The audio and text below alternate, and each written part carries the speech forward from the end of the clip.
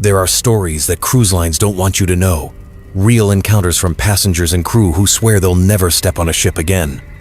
These aren't campfire tales. Every account you're about to hear has been rechecked from forums, hidden logs, and even late-night confessions buried deep in Reddit threads. Some call them urban legends, but survivors? They insist it really happened. Tonight, we're diving into 7 of the most chilling cruise ship encounters ever told.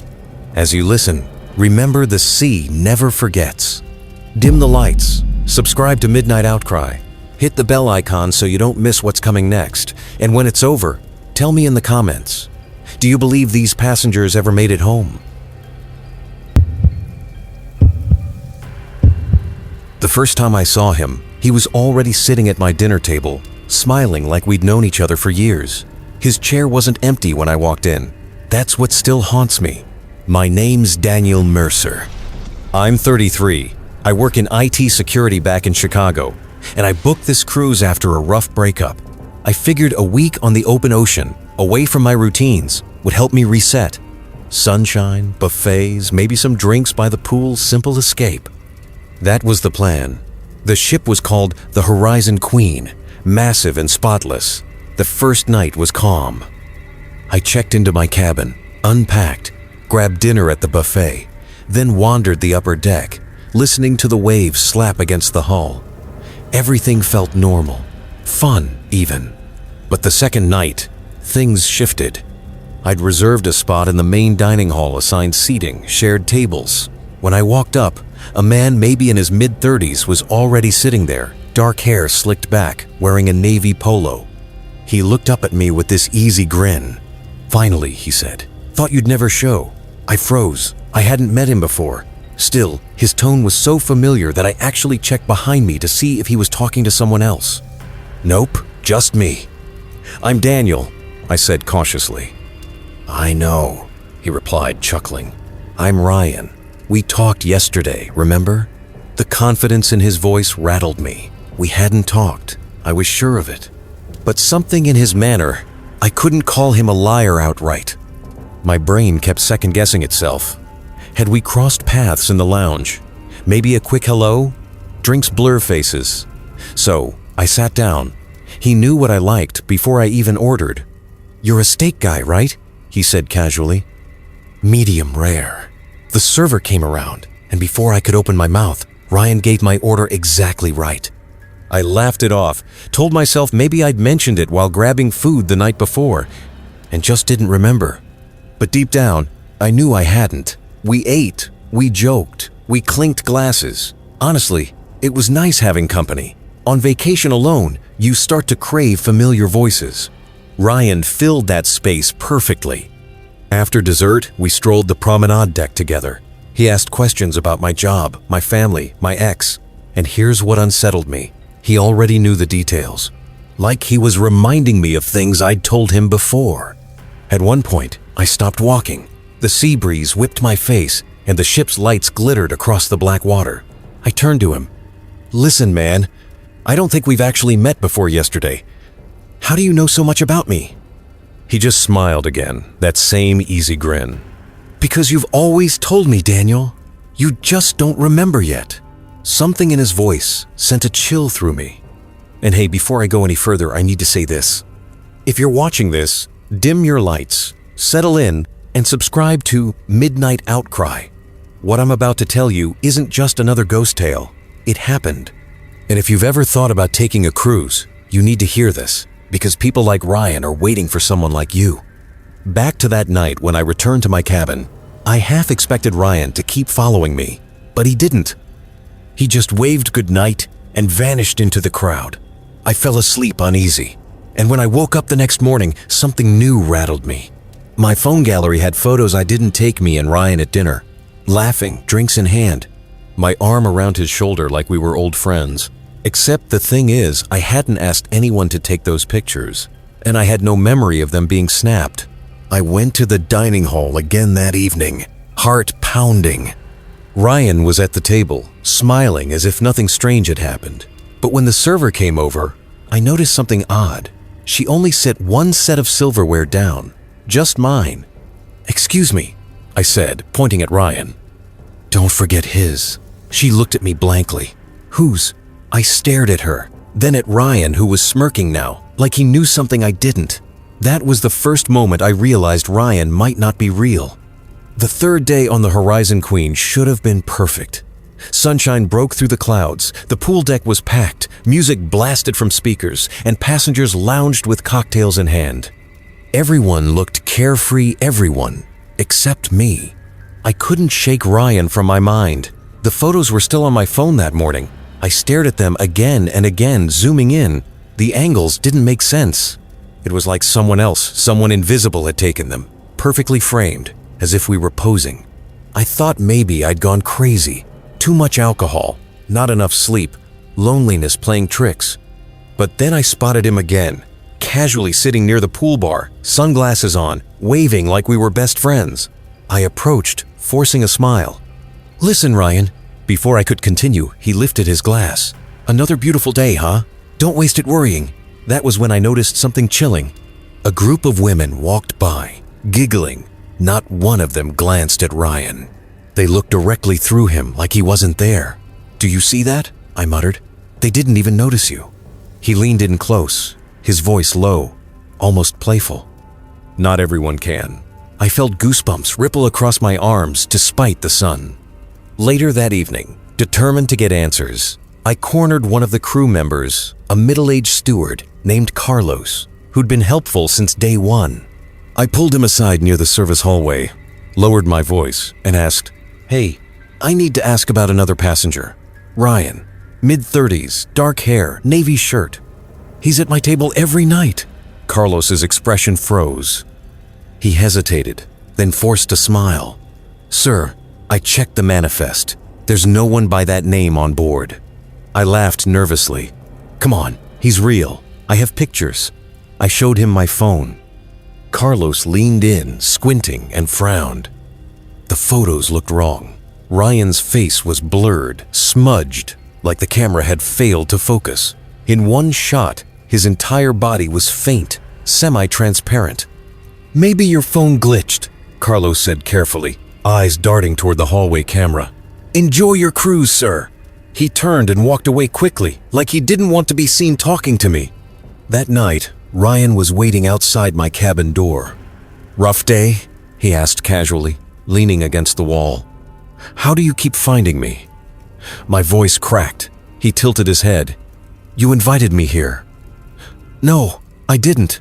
Ryan's smile flickered, but only for a second. You don't remember yet, but you will. I slammed my cabin door shut, heart hammering. I locked it, pushed a chair against the handle, then sat on the bed shaking.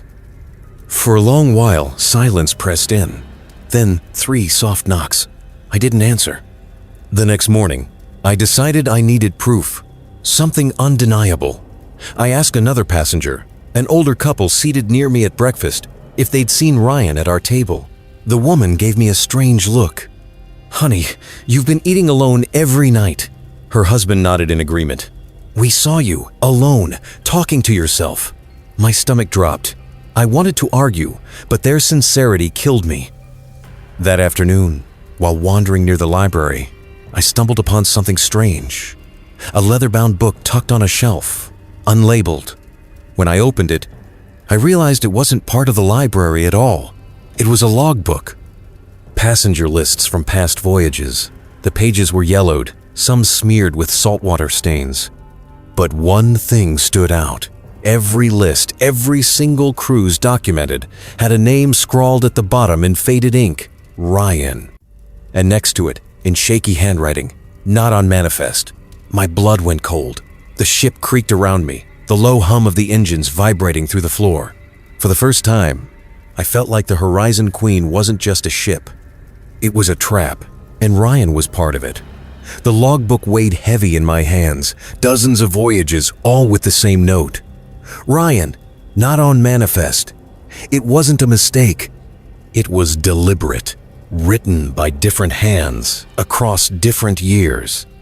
I shoved it back on the shelf, my palms sweating. My first instinct was to confront Ryan, but a stronger fear held me back.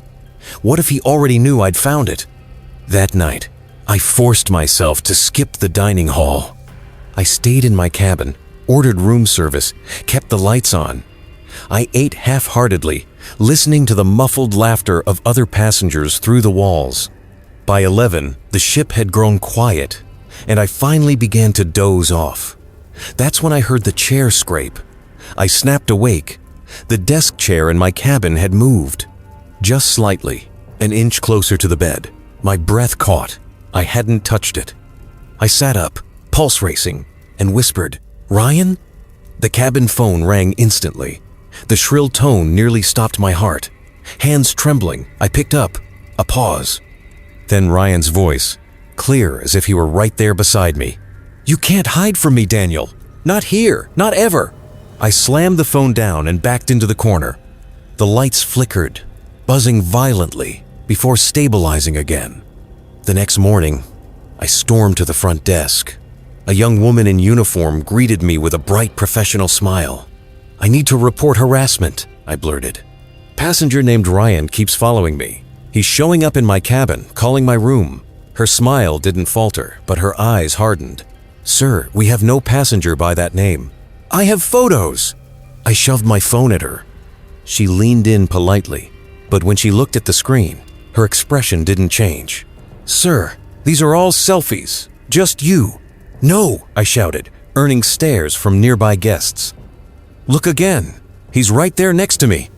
But when I glanced at the phone, my stomach dropped. The pictures were different now. Ryan was gone.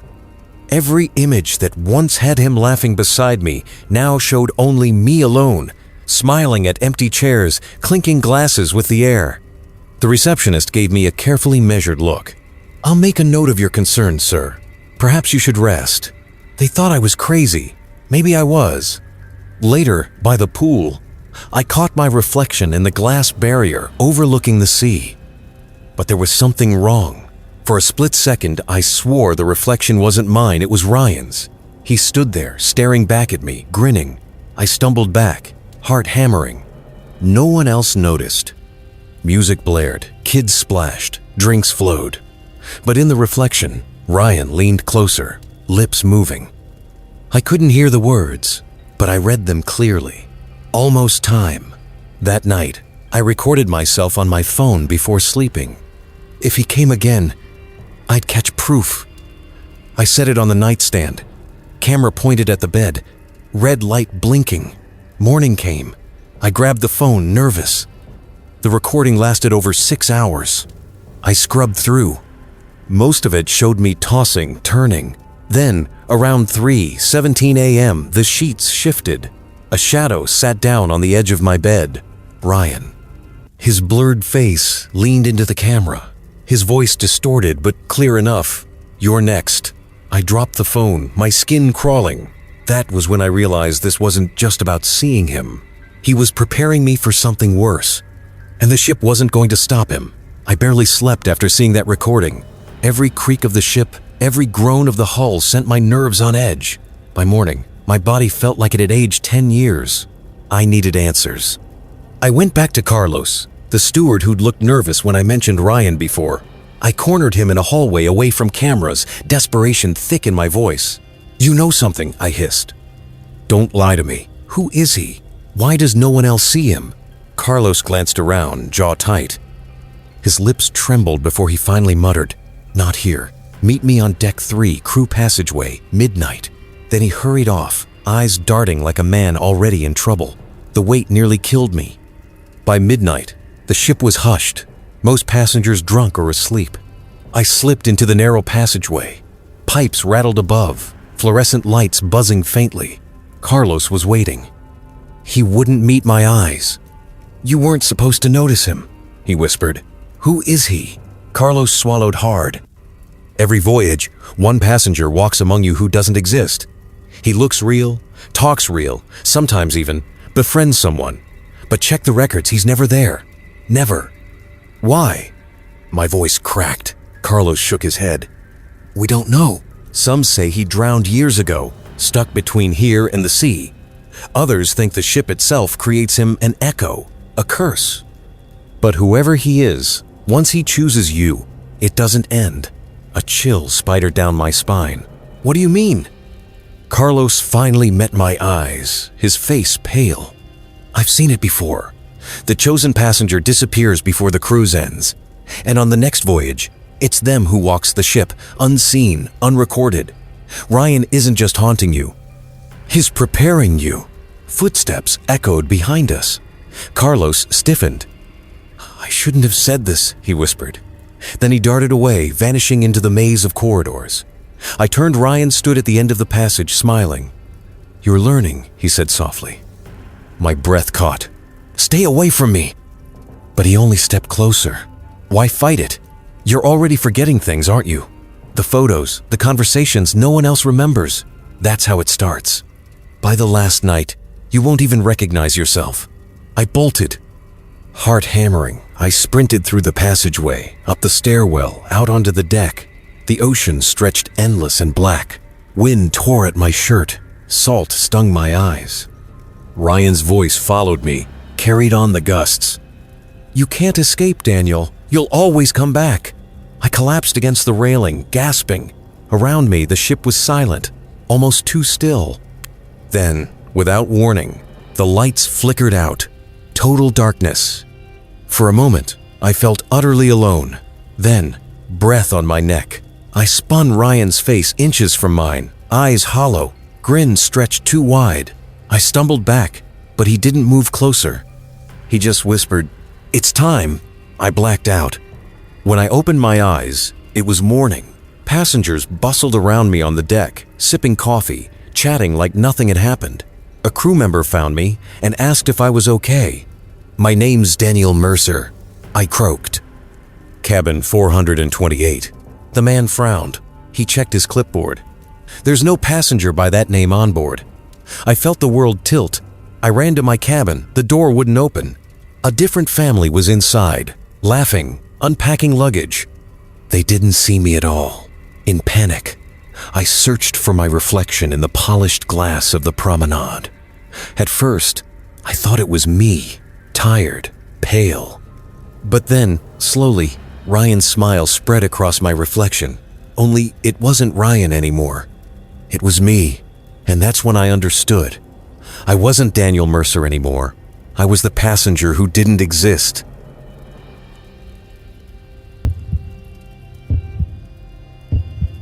Story 2.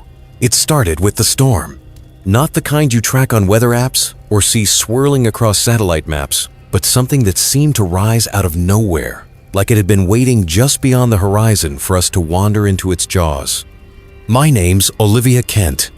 I'm 33, a nurse from Minnesota, and I took this cruise because I needed to get away from everything. 12-hour shifts, sleepless nights, the endless grind of hospitals. It was supposed to be healing. Sunshine, cocktails, nothing but calm blue waters. The first 3 days were exactly that. The food was too much but perfect. The pool sparkled. The crew smiled with that strange cruise ship efficiency.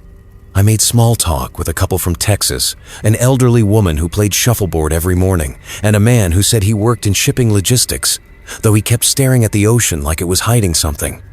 But then, on the 4th night, the storm came. I remember the dinner buffet vibrating beneath my feet before anyone else seemed to notice. Glasses clinked harder than they should have. Then came the first low groan deep in the hull, like the ship itself was straining. By the time people looked up from their plates, the rain was already hammering the windows. It wasn't like any storm I'd seen. The lightning didn't flash white. It flickered greenish, almost sickly. The thunder rolled wrong, like it had gaps in it, pieces missing, and the waves, they weren't waves anymore.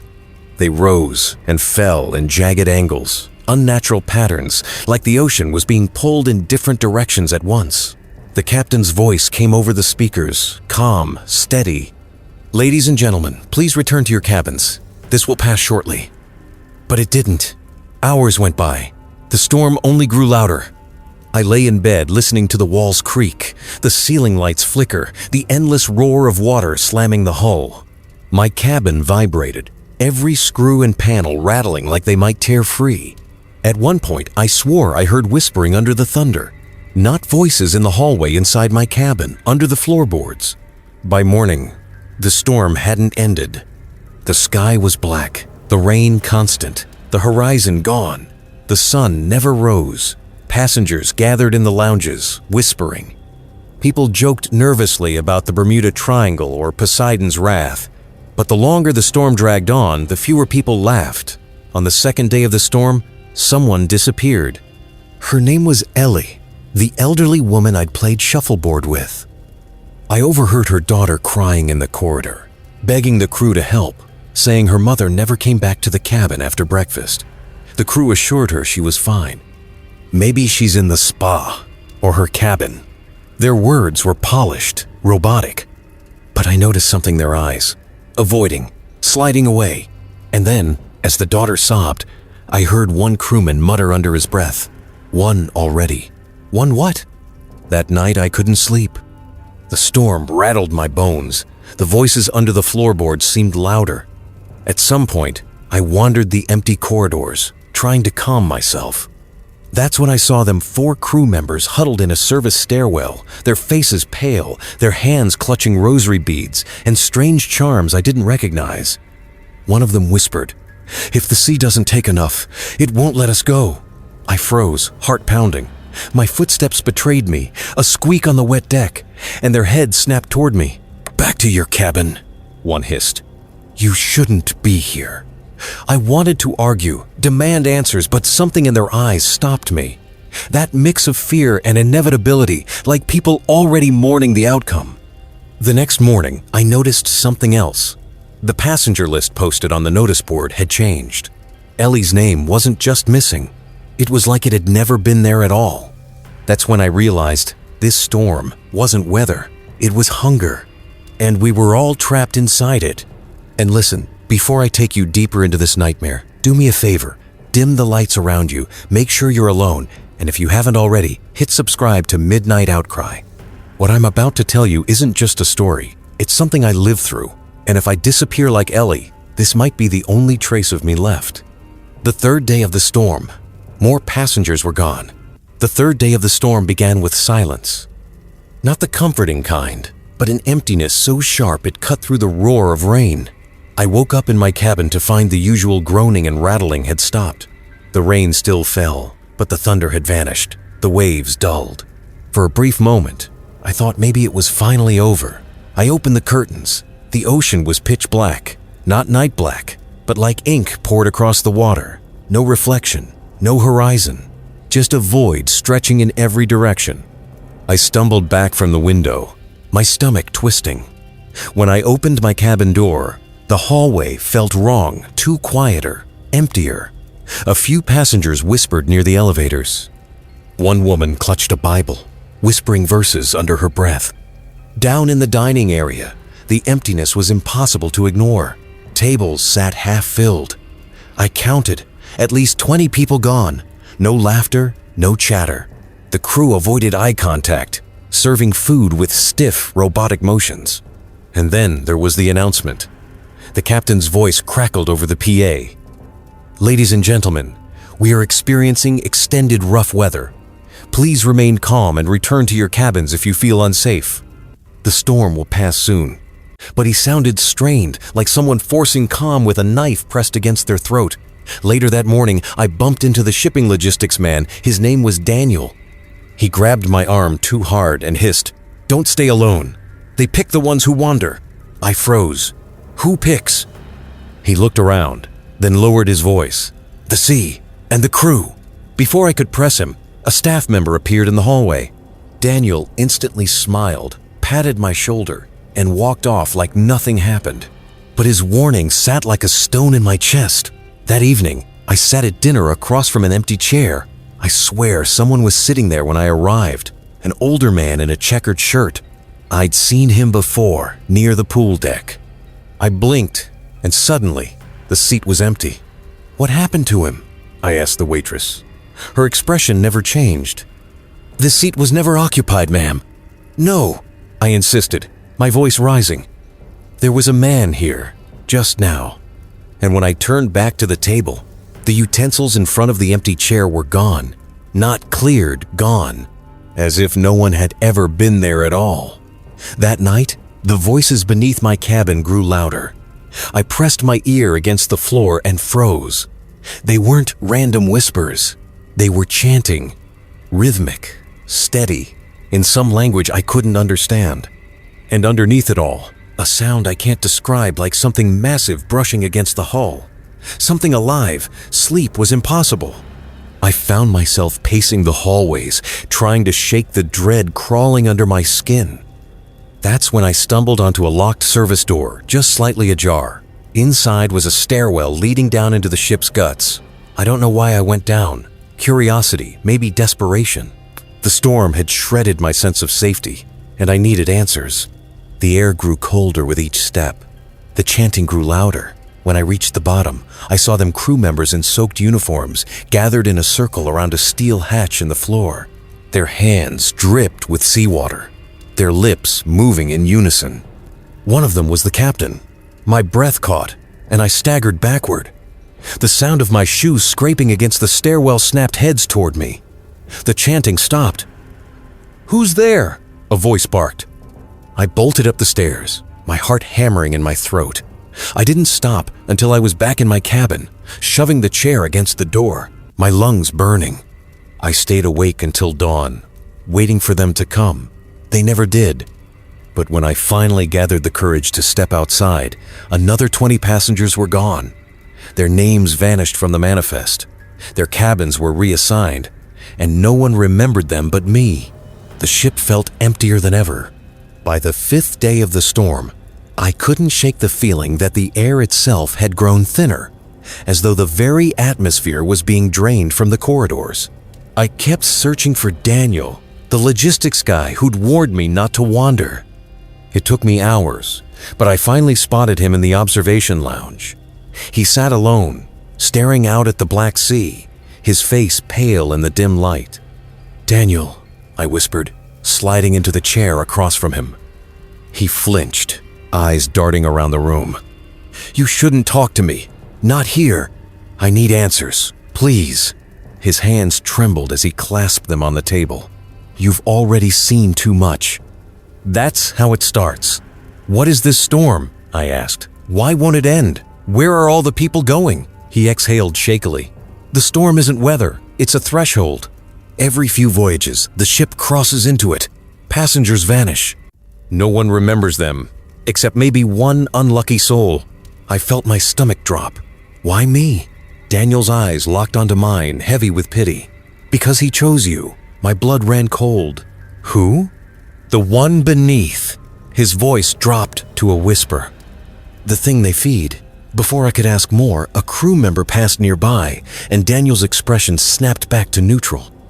He stood abruptly and walked away, leaving me with nothing but the echo of his words. That night, I barely ate. The dining hall was almost half empty now, but the crew behaved as if nothing was wrong. I noticed the same thing again. A chair across from me had food and drink laid out, but no one was sitting there. I blinked, and in that instant, the food was gone. No one else reacted.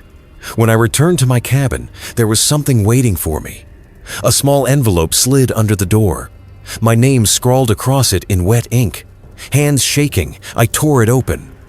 Inside was a single note. "Come to deck 7, 2 a.m. Don't bring anyone, Ryan." My heart lurched. I hadn't told anyone my name except the front desk, and yet there it was, written in ink that hadn't dried. I spent the next few hours pacing, torn between ignoring it or going. But some twisted part of me needed to know. At 2 a.m. sharp, I crept to deck 7. The storm still raged outside, but the deck was deserted. Rain lashed across the glass windows, wind howled through unseen cracks, and there he was, Ryan. Standing by the railing, hair plastered to his forehead, clothes drenched. He looked normal, almost painfully so, as though he'd stepped out of an ordinary life straight into this nightmare. "You came," he said softly. I swallowed hard. "What do you want from me?" He tilted his head, almost amused. "Not want, need." Lightning split the sky, illuminating his face. For a fraction of a second, his eyes weren't human too dark, too deep, like staring into the ocean's abyss. I stumbled back, but he didn't follow. Instead, he lifted a hand and pointed out toward the sea. I followed his gaze and my stomach dropped. Something massive moved beneath the black water. A shape too large to comprehend, rippling just below the surface, circling the ship. When I looked back at Ryan, he was gone. Only the echo of his voice lingered in the storm. It's almost time. By the sixth night, the ship felt more like a coffin than a vacation vessel. Whole hallways stretched silent and empty. Cabins once bustling with life stood ajar, beds neatly made as if no one had ever been there. I couldn't eat, couldn't sleep. Every time I closed my eyes, I saw that shape under the water. Around midnight, I heard them again, the voices beneath my cabin. This time, they were louder. No longer muffled, no longer distant. It was chanting, a steady rhythm, almost like waves themselves were speaking. I knew I had to go back to that service stairwell. The door was unlocked again. My legs trembled as I descended, each step echoing into the dark. The air was damp, heavy with salt. And then I reached the bottom, where the crew gathered once more. But this time, there were more of them. Dozens, uniforms soaked, eyes blank. They circled the steel hatch, voices rising in unison. The captain stood at the center, hands raised, his lips moving with the chant. And then, they opened the hatch. Seawater didn't flood in. Instead, a thick mist poured out, smelling of brine and rot. A sound rumbled from below, deep and ancient, vibrating through the walls. I saw movement inside that mist. Something vast, something alive. Passengers stood among them too, or what was left of them. Their faces blank, eyes vacant, skin pale as though drained of all warmth. Some of them I recognized. The man from the pool deck, the old woman with the Bible, even children. One by one, they stepped forward into the hatch, disappearing into the fog. No screams, no resistance, just acceptance. My stomach churned. I stumbled backward, but the metal staircase groaned under me. Heads turned. Dozens of eyes locked on me. "It's him," the captain said, his voice low but certain. Ryan emerged from the mist, smiling. His face looked almost kind in the dim light. "I told you," he said gently. "It's almost time." The crew began moving toward me, their steps slow, deliberate. I bolted, my shoes slammed against the steps as I ran, lungs burning, heart pounding. Their voices followed me, dozens chanting in unison, echoing like the sea itself was calling my name. I made it back to the deck, gasping for air, rain slamming into my skin. The ocean churned violently below, and I saw it again. The massive shape circling the ship, larger than anything human eyes should ever witness. A hand clamped my shoulder. "Ryan!" "Don't fight it," he whispered. "It's easier if you let go." Lightning flashed, and in that split second, I saw his face flicker, not Ryan anymore, but dozens of faces layered on top of each other. Men, women, children, all shifting like waves. I shoved him off and stumbled toward the railing. My only thought was escape. If I stayed, I knew I wouldn't be me anymore. But when I looked down into the water, the truth hit me. The storm wasn't around the ship. The storm was the ship. It wasn't weather. It was alive. The vessel itself was feeding, and I was already inside its stomach. The deck tilted sharply. Passengers screamed at least, the few who were left. One by one, they tumbled, pulled into the mist that rose from below. My legs buckled, and I collapsed against the railing, staring at the endless black sea. Ryan leaned beside me, calm in the chaos. "You'll forget who you were soon. That's the gift. No more fear, no more pain. Just the ocean." I tried to scream, but seawater filled my throat. The last thing I remember is his hand on my back, steady and cold, and his whisper, gentle as a lullaby, "Welcome home." When I woke, I wasn't in my cabin. I wasn't anywhere. I was standing on a dock, luggage in hand, watching a massive cruise ship at port. Passengers filed aboard, excited for their vacation. One of them caught my eye, a nervous man fumbling with his ticket. I smiled, stepped forward, and extended my hand. "Hi," I said warmly. "Name's Daniel. What's yours?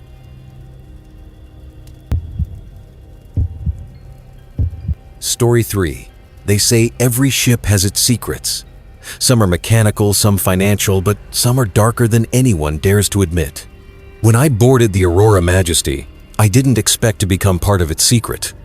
I thought it was just a vacation, 7 nights of sun, buffets, and maybe a little too much alcohol. I'm a teacher from Ohio, and this was supposed to be my first real break in years. I'd saved up for it, imagining nothing more sinister than karaoke nights and sunburns. But by the second night, I discovered a cabin that shouldn't exist. It started with a map.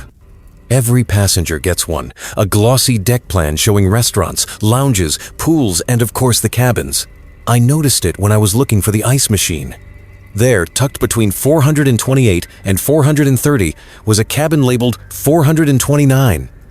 Except the hallway didn't have one. I walked past it 3 times. The numbers jumped straight from 428 to 430. No door, no handle, not even a blank panel. Just smooth wall. I thought maybe it was a printing error, until I asked a crew member about it. The way he froze just for a fraction of a second was enough to tell me it wasn't a mistake. "There's no cabin 429, he said quickly. "You must be reading it wrong." But I wasn't wrong, and that denial only made me more curious. That night, as the ship rocked gently under the stars, I heard something strange, a knock. Soft, deliberate. Coming from the very spot where 429 should have been. 3 knocks, pause, then 3 more. I froze outside the invisible cabin, my skin prickling. My instinct screamed to run, but I couldn't move. That's when I heard it. A voice. Low, muffled, as if coming through thick walls. "Help me." I bolted back to my cabin, slamming the door shut, heart hammering in my chest. I didn't sleep that night. Every creak of the ship sounded like footsteps in the hall. Before I go further, let me just say this. If you're still listening right now, you're the kind of person who doesn't scare easy. And if you like hearing real stories like this strange, terrifying things people swear happened on the sea, do yourself a favor. Dim the lights, subscribe to Midnight Outcry, and hit the bell so you never miss what comes next.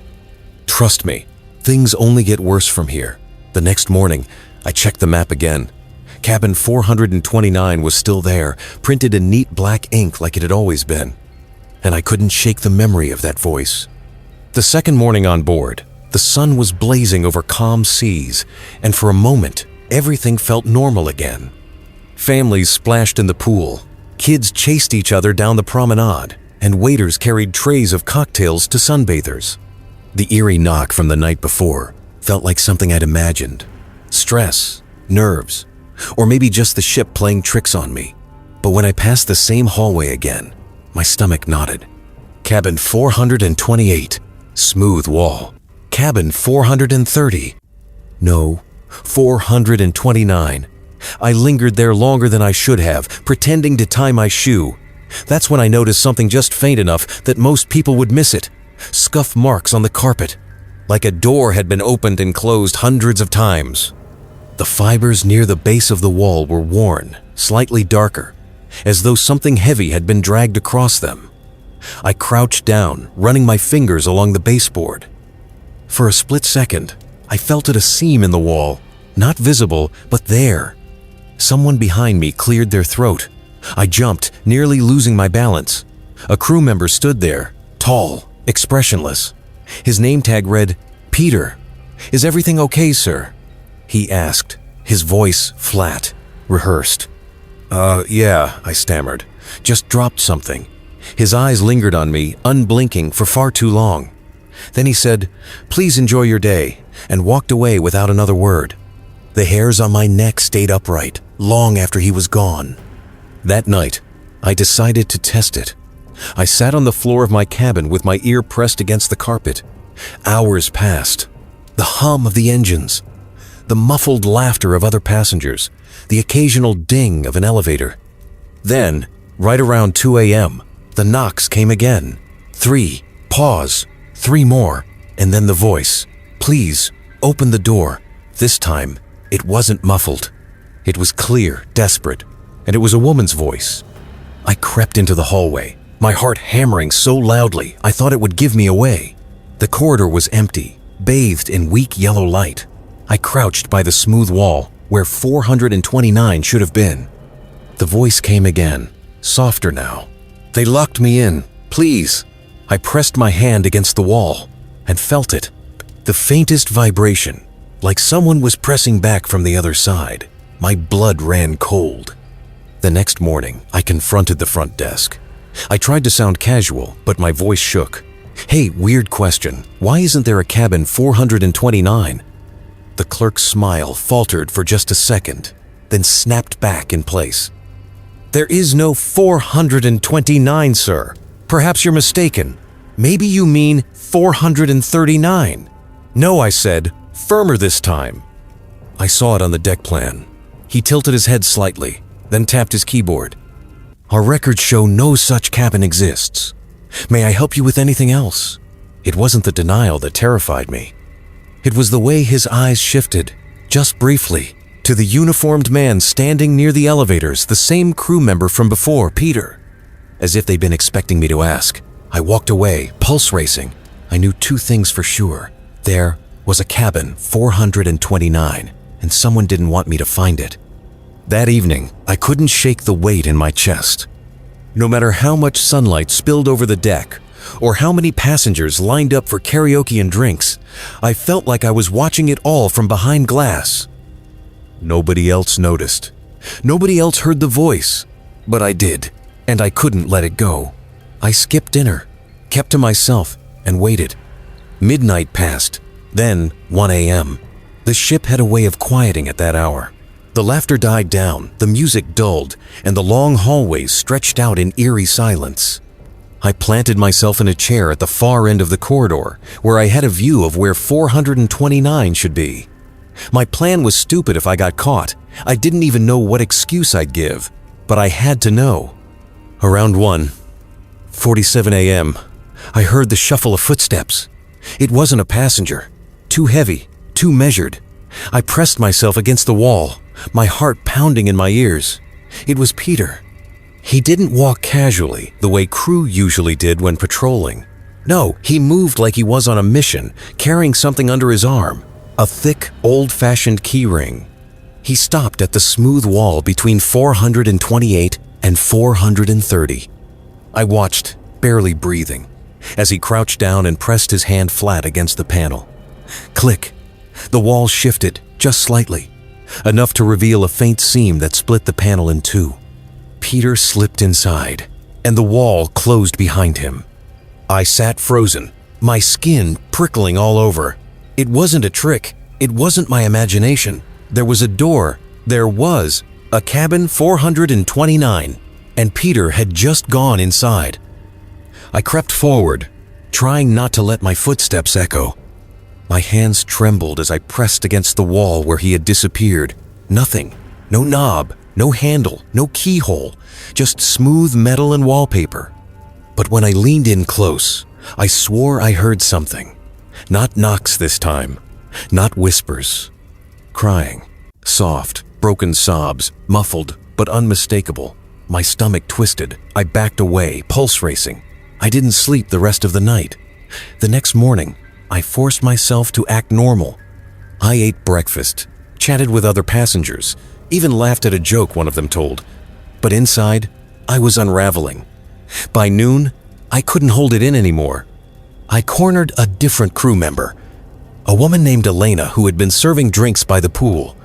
She seemed friendlier, less rehearsed.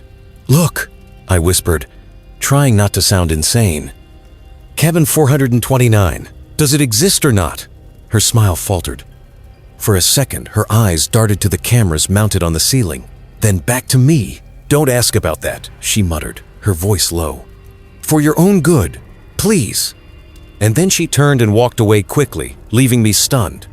That night, I heard the knocks again. This time, they didn't stop after 6. They went on, over and over, desperate, demanding. And then the crying started again, louder, closer. I pressed my ear to the wall. "He's coming back," the voice whispered suddenly, sharp and terrified. "Don't let him open the door." I stumbled back, chills ripping down my spine. What did that mean? Who was he? Peter? Or someone else?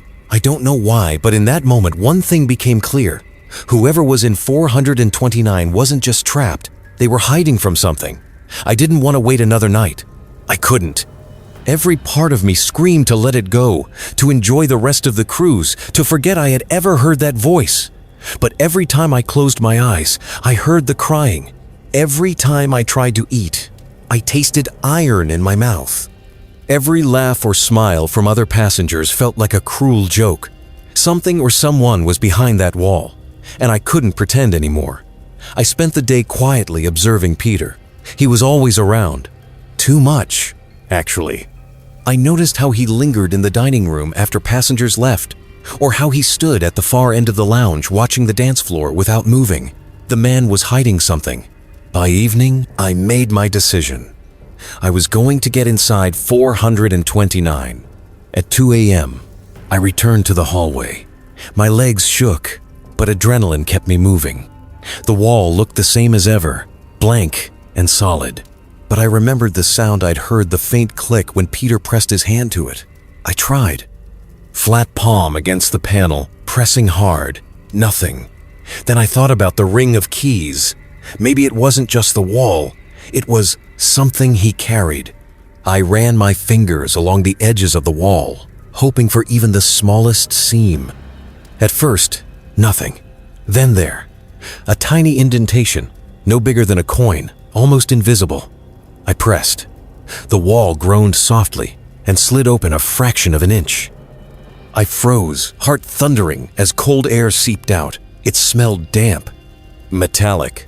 I pushed harder, and the gap widened just enough for me to slip inside. Cabin 429 was nothing like the others. It wasn't bright or clean. It was smaller, with walls covered in peeling paint. The carpet was dark with stains I didn't want to identify. A single bunk bed sat in the corner, its sheets torn and damp.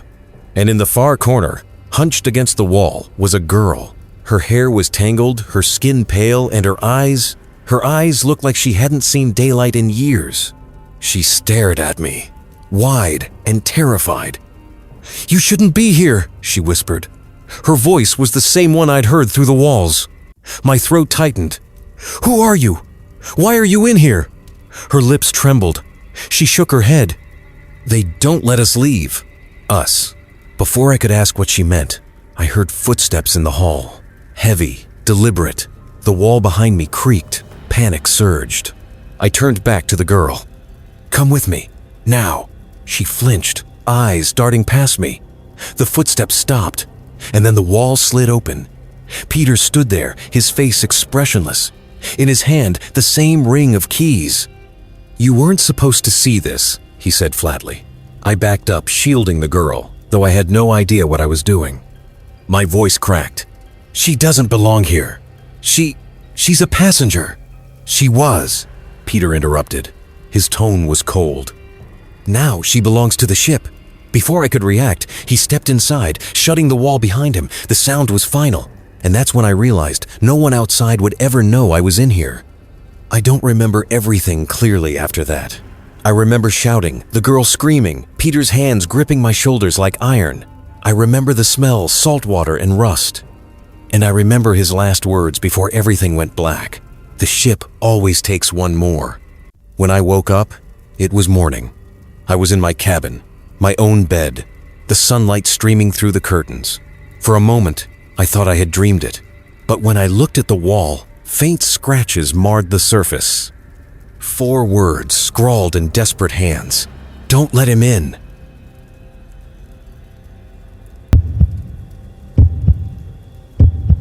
Story 4.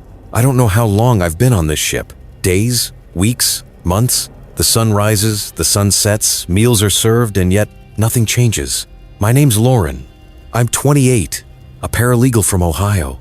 I booked this cruise as a short getaway, 5 nights in the Caribbean, all-inclusive, sun, cocktails, ocean breeze, and most importantly, a break from the suffocating routine of my office life. I remember boarding clearly. The music playing on deck, the free champagne in my hand, the excitement in the air as everyone waved goodbye to the port. Everything felt normal, better than normal, perfect. But that was, well, I can't tell you how long ago. Because every time I ask someone how many days we've been sailing, I get the same answer. 5 nights. This is a 5-night cruise. Always said with a smile, as if it's rehearsed. The first time I noticed something off was at dinner. It was lobster night special, apparently, for the last evening of the cruise. Everyone was dressed up. The waiters moved quickly, glasses clinking, laughter filling the room.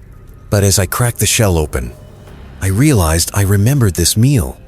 Not just déjà vu, I remembered the taste, the conversation at the table next to me, even the exact joke the guy at the bar was about to tell. And sure enough, he told it, word for word. I didn't sleep that night. The next morning, the cruise director announced over the intercom, "Welcome to the final day of your 5-night Caribbean escape. Tonight, we dock." But we didn't dock. We never dock. I know how this sounds. Like I'm confused, or maybe I've had too much to drink, or maybe the ocean has gotten to my head. But I'm telling you, time doesn't work right here. I've woken up in the same cabin hundreds of times, hearing the same announcement, watching the same sun rise. And I'm starting to think, maybe no one else notices. Lauren pauses in her narration, voice trembling, then forces a nervous laugh. If you're listening to this, don't forget to hit subscribe to Midnight Outcry. Trust me, you don't want to miss what happens next. And maybe, just maybe, your comment will help me figure out how to get off this damn ship. It started small. The repetition of meals, the cruise director's speeches, the shuffleboard games that always played out the same way. But then it got darker. Passengers started disappearing, but no one acknowledged it. At my dinner table, there were 6 of us the first time. Me, an older couple from Texas, a single dad with his son, and a young woman named Erica. The next night, Erica wasn't there. The waiter smiled politely and served the rest of us. When I asked about her, the couple just blinked at me. There was never an Erica, they said in unison. My blood ran cold. I checked my phone. Every photo I had taken of Erica gone. The space where she had sat in group selfies was now empty. Like she had never existed. And yet, I remember her laugh. I remember the perfume she wore. I remember her telling me she worked in marketing in Chicago. I remember her, but the ship didn't. And I have a terrible feeling. It's only a matter of time before it forgets me too. I stopped sleeping, or at least, I tried. Because every time I woke up, the same day started again. The same announcement at 7 a.m. Good morning, passengers. Welcome to the final day of your 5-night Caribbean escape. The same knock on my cabin door from housekeeping. The same smile from the same steward who always said, "Don't worry, miss, we'll be back at port tonight." But tonight never comes. The strangest part, my body doesn't feel tired anymore. It doesn't feel hungry unless I go to the dining room. And even then, the food tastes flat, like chewing memory instead of something real. On the 6th day, I cornered the cruise director, Michael. Always cheerful, always wearing that spotless uniform, the gold stripes on his shoulders shining in the sun. "Michael," I demanded, "what's going on? How many nights have we been sailing?" He didn't even blink. 5. This is a 5-night cruise. I grabbed his arm, harder than I meant to. "No, listen to me. I've lived this day over and over again. Don't lie to me." His smile twitched just for a second. Then he leaned closer, his voice low enough. I barely heard it over the deck music. "You shouldn't fight it," he whispered. The ship doesn't like when passengers notice. Before I could react, he straightened up and clapped me on the shoulder, his cheerful tone returning. "Enjoy the sunshine. Don't forget, tonight we dock." And he walked away, leaving me cold. That night, I tried something desperate. I skipped dinner, stayed locked in my cabin. If the loop depended on me playing along, maybe I could break it. But around midnight, I heard knocking. At first, soft, then louder, then pounding. "Miss Lauren?" a voice called. Smooth, rehearsed, like every crew member sounded. "You've missed dinner. You should join us." I stayed silent, heart racing. The voice lowered. "The ship doesn't forget, not unless it takes you." My door handle rattled. I pressed my back to the wall, clutching the little pocket knife I kept from home. Then, silence. When I woke up, it was morning again. Day 1, or what passes as day 1 here. The same announcement, the same knock from housekeeping. But when I opened the door this time, a small slip of paper was waiting on the carpet. 4 words written in a shaky hand. Meet me at midnight. That was the first sign I wasn't alone. Someone else remembered, and I had no choice. I had to find out who. I didn't leave my cabin all day. I sat on the bed, staring at that slip of paper over and over again, until the ink looked ready to bleed off the page. My hands shook. My thoughts raced. Was this real? Or another trick from the ship to keep me spinning in circles? When night came, I forced myself out into the halls. The corridors were eerily empty. No music, no laughter from the bars or lounges, no footsteps but my own. I clutched the note like it was the only real thing left in my world. At exactly midnight, I found myself near the stern of the ship, where the pools and lights gave way to silence and shadows. A man was waiting there. Middle-aged, with unshaven stubble, dark circles under his eyes, and clothes that looked old. Not just worn, but outdated. A crew shirt from a line I didn't even recognize, colors faded nearly gray. When he saw me, relief flickered in his tired eyes. "You got the note," he whispered. I nodded slowly. "You wrote it?" He glanced around nervously before answering. "Yes, my name's Daniel, and if you're reading this, if you've started noticing the loops, then it's too late for you too." My stomach dropped. "How long have you been here?" He looked out over the dark sea. The waves glistened faintly in the moonlight, endless and cold. "I stopped counting years ago," he said, "but if I had to guess, decades, maybe more." I didn't want to believe him, but something about the weariness in his voice, the way his words seemed heavy, told me he wasn't lying. "Why us?" I asked, my throat tight. Daniel gave a dry laugh. "That's the question, isn't it? The ship chooses. Some people live the loops like clockwork, never realizing. They smile, they dance, they drink, they play shuffleboard, over and over, like puppets on strings. They never question it. But sometimes, just sometimes, someone notices. And when you do," he looked at me then, his eyes hollow, "you never get out." The air felt colder. I wrapped my arms around myself, suddenly aware of how empty the deck was. Then how are we talking? If no one escapes, how did you manage to remember, to write the note? Daniel leaned closer, lowering his voice. "Because I stopped playing along. That's the only way. Refuse the dinners, ignore the announcements, stay awake at night. The ship doesn't like it, but it can't erase you completely. Not right away." I swallowed hard. "So it erases the others. Erica, the girl who sat at my dinner table. It erased her." He nodded grimly. "Yes, one by one, it takes them, until there's nothing left of who they were. No names, no faces, not even photographs. It's like they were never here at all." His voice cracked then, trembling with something like grief. "My wife was with me when this started. She's gone now. Not dead gone, like she never existed. I'm the only one who remembers."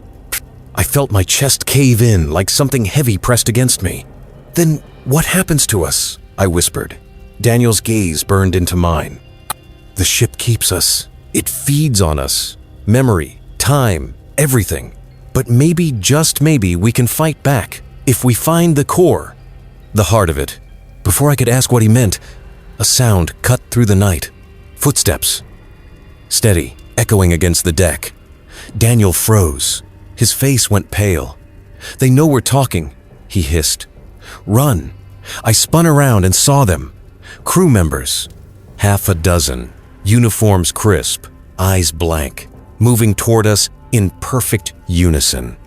And behind them, Michael, the cruise director. That same smile stretched across his face, but his eyes were dark as the ocean. "Passengers shouldn't wander so late," he said softly. "Come now, it's the last night of the cruise. Tomorrow, we dock." Daniel grabbed my hand, yanking me toward the shadows. "Don't listen. Don't ever listen. Run." We ran. Daniel's grip was like iron, pulling me through the maze of hallways as the echo of synchronized footsteps closed in behind us. My lungs burned, but the ship felt endless, Every corridor identical, every turn leading to another mirror image of the last. "They'll never stop," I gasped. "They don't have to," Daniel shot back. "The ship bends to them, but we still have a chance if we get below. Below." I didn't even know there was a below. Passenger areas ended at Deck 3. Anything deeper was crew only, or so I'd been told. But Daniel seemed to know exactly where he was going. We reached a heavy steel door at the end of a deserted hallway. Unlike the polished wooden panels everywhere else, this one was industrial unpainted, cold, scarred with deep gouges like something had clawed at it from the inside. Daniel pulled a key out from under his shirt, not a shiny cruise key card. This was old, brass, heavy. He jammed it into the lock, twisting hard. The door groaned open. A blast of stale, frigid air hit me. The stairwell beyond was pitch black. "Hurry," Daniel urged. "Before they catch us." I glanced back. The crew was turning the corner, their movements eerily uniform, eyes reflecting the low emergency lights like glass. I didn't think. I just followed. The deeper we went, the worse it smelled. Rot, salt, something metallic that made my throat ache. The walls dripped condensation, rivulets of water running down as if the ocean itself was pressing in. And then I saw them. Cabins. Not the clean, bright cabins from the passenger decks. These were cages, rusted bars, filthy mattresses, and inside figures, people. Some pressed against the bars, whispering nonsense. Some curled in corners, rocking. Some stared blankly, as though their minds had been scrubbed clean. I choked on my breath. What the hell is this place? Daniel's face was hard. The ship's memory. When passengers get erased, this is where they go first, until the ship finishes consuming them. One of the figures turned its head. A woman, thin, pale, with hollow eyes. "Erica," I whispered. She blinked slowly, recognition flickering in her gaze for the briefest second. Then it was gone, replaced by emptiness. My stomach twisted. The ship hadn't just erased her. It was feeding on her. We reached the end of the corridor. Another door, this one older still, the metal warped, the hinges bleeding rust. "This is it," Daniel whispered. "The core." The footsteps were coming closer now, echoing down the stairwell. Michael's voice floated with them, calm sing-song. "You can't stop what was never alive, Lauren. The ship sails forever." Daniel shoved the door open. Inside was no engine room, no storage bay. It was an altar. A black stone rising from the floor, slick with seawater. Strange carvings etched into it, glowing faintly as though lit from within. The air hummed around it, vibrating in my bones. And on the altar, laid neatly like an offering passenger ID cards. Hundreds of them, thousands, names, faces, years. I stumbled forward, staring at them. Some were decades old, some had today's date. And among them, near the top of the pile, I saw mine. Lauren Cooper, cabin 213. My blood went cold. "They've already marked you," Daniel whispered. "What does that mean?" I asked, panicked. He didn't answer. His eyes were on the altar, filled with a mix of fear and determination. "We have one chance," he said. "Destroy it. End the ship, before it takes you completely." Behind us, the footsteps grew louder. Michael's voice was right at the door. "Passengers shouldn't see this part." The altar pulsed like it was alive. Each faint glow from the carvings seemed to throb in time with my heartbeat. I could hear a low hum, like a choir under the waves, chanting in a language I couldn't understand. Daniel grabbed a rusted metal rod from the floor, raising it high. "Help me smash it." I lunged to my side, grabbing another piece of debris, my hands slick with sweat. The door behind us creaked open. Michael stepped inside. His uniform was spotless, his smile practiced, but his eyes glowed faintly in the dark.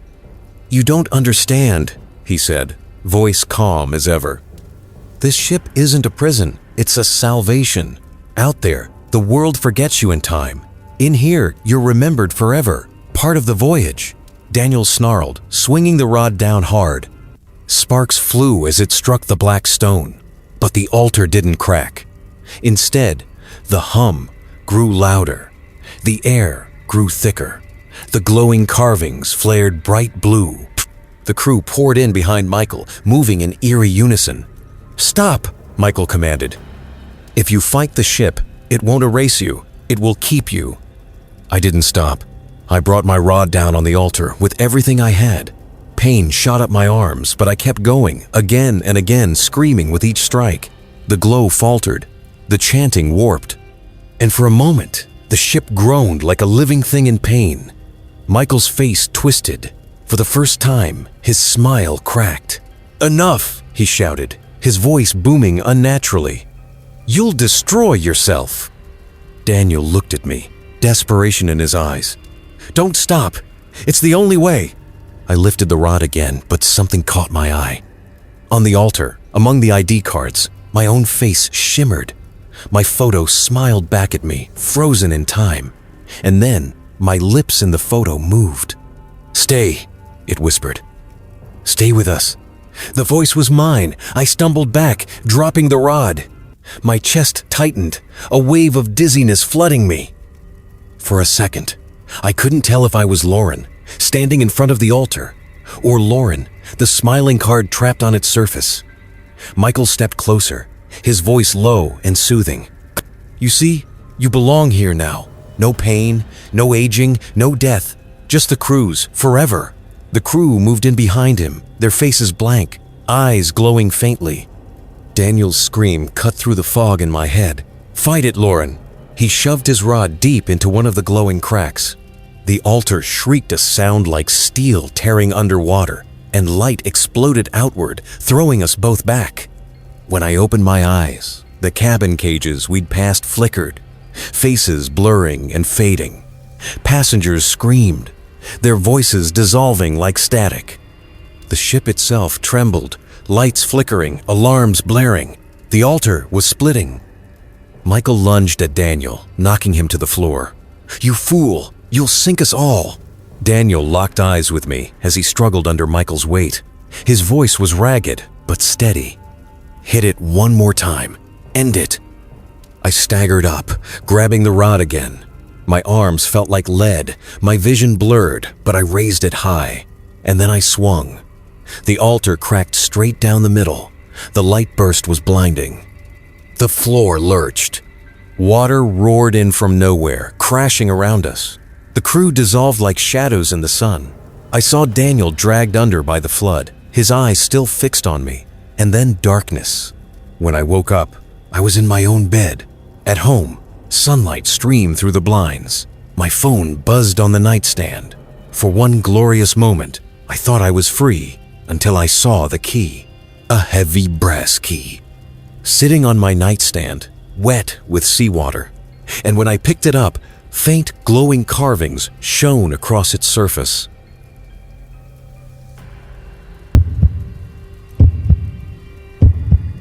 Story 5. Have you ever boarded a cruise and felt like you made a mistake right away? Like the shadows are a bit too deep, the silence between giggles is too harsh, and the air is too heavy. When I boarded the cruise liner Ocean's Whisper, which promised the calmest voyage of your life, that was my first impression. My name is Daniel, and I'm 34 years old. I work in software development. I wasn't the type of person who took many trips. To be honest, I liked my little cocoon, my apartment, and my screens. But once I completed a difficult project, my coworkers helped out and surprised me with this trip. They said, "Dude, you need some fresh air. Unplug. Recharge." I purchased the ticket, packed my belongings, and convinced myself that this week would consist solely of the ocean, delicious food, and perhaps a little sunshine. A week apart from my monitor's incessant glare, never should I have set foot on the ship. With cheery employees, shiny railings, and families rushing about with bags, the boarding procedure seemed rather typical. Massive and gleaming white against the horizon, the Ocean's Whisper had the subtle, never quite stopping hum of motors. They handed me my keycard, which is cabin 314, third deck, and I recall thinking, this isn't so bad. It was a small, tidy room with a porthole window framing the sea's limitless azure. I sat on the bed, dropped my luggage, and sighed deeply for the first time in a long time. However, then I became aware of something odd. There was a small folded note on the desk, next to the ship map and welcome packet, not printed, written by hand. 3 words, "Do not remain." At first, I laughed uneasily. I assumed it was some crew member's stupid joke. Nevertheless, I told myself I wouldn't let paranoia to spoil my trip and slipped the note into the drawer. I explored the ship that evening to acquire a sense of its atmosphere. There were at least 5 other languages being spoken in the dining hall, which was a palace with polished flooring and glass chandeliers. A string quartet played softly close to the stage. Children chased one another between tables, and couples clinked champagne glasses. I overate. Lobster tails, fresh fruit, and sweets arranged like works of art were among the amazing dishes. It was almost too good to be true, as if they needed our happiness. I was out on deck after supper, leaning against the railing and feeling the icy salt air sting my skin. It dawned on me then that this voyage was unlike any location I had ever been. Not in the sense of luxury, but more in the way the horizon appeared incorrect, too far away, too gloomy. I think I heard someone speak my name at that precise instant, before I could even make sense of what I was experiencing. "Daniel!" I whirled. There was nobody. Only the buzz of the ship's engine and the shuffling of people returning inside. It must have been the wind, I told myself. It must have been. When I got back to my cabin, I switched on the small TV that was fixed to the wall. Not moving, static only. Nothing but that never-ending hiss of white noise, no welcome message, no channels. I tried pressing each button, but nothing changed. Then, very faintly, I swear I heard voices over the static. Initially muffled, I could make out words if I leaned in and paid attention. I shut off the television and sat quietly, my heart thumping in my chest, saying, "Another one, not yet. Wait until night 3. This was not what I had imagined. I couldn't be. I didn't get much sleep that night. Each time I fell asleep, the ship's creaks woke me up. I once heard deliberate, slow, back and forth pacing footsteps outside the door of my cabin. Too scared to move, I drew the blanket over my head like a child. I promised myself that I would shake it off the following morning. Fear was simply a trick of my tiredness. I thought this was going to be enjoyable. A young couple sat next to me at breakfast. They were tired and pallid. The woman stirred her coffee, her hands shaking. I inquired about their well-being. Her eyes widened as she muttered, "Don't go back to your room alone." Her companion gave her a hard shove and forced a smile before I could reply. Before I could ask him any more questions, he hurriedly answered, "She's just seasick," and pulled her away. I noticed anything strange during the required safety practice that same afternoon. The crew explained us the standard protocols and led us to lifeboat stations. But one thing remained clear to me. There were no lifeboats on the starboard side, just brackets of empty metal hanging over the ocean. No one else seems to notice. If they did, they acted as though they didn't. For the first time, I had the distinct impression that the crew was aware of something we were not, that we were a part of something bigger, something darker, rather than only being passengers. I was out and about again later that night. Near the end of Deck 3, I went via the passageway that was blocked by a maintenance sign. However, the sign was skewed, and I thought I saw a dim light flickering behind it. I leaned in. I was immediately struck by the smell, which was strong and metallic, like iron and salt water, blood. Then I heard it once more, that deep, relentless whisper from earlier. I staggered back, almost stumbling over my own feet, saying, "Daniel, this has to be recorded." I believed I needed evidence, something tangible. I took out my phone, began filming, and whispered into the microphone about what I had discovered, the voices, and the lifeboats that were missing. The video was nearly impossible to see since my hand was shaking so much. The above speakers suddenly sprang to life. "Ladies and gentlemen, we hope you're enjoying your stay aboard the Ocean's Whisper. Tonight, join us on Deck 7 for a special midnight celebration." A happy voice roared over the ship. Everyone around me applauded, laughed, and clapped. The voice wasn't correct though. It sounded too prepared, too hollow, like someone reading a script while brandishing a pistol. Since stories like this one don't end, it might be a good idea to say this now. If you're listening to my narrative right now and have read this far, please do yourself a favor and click the subscribe button to Midnight Outcry. Turn on the bell.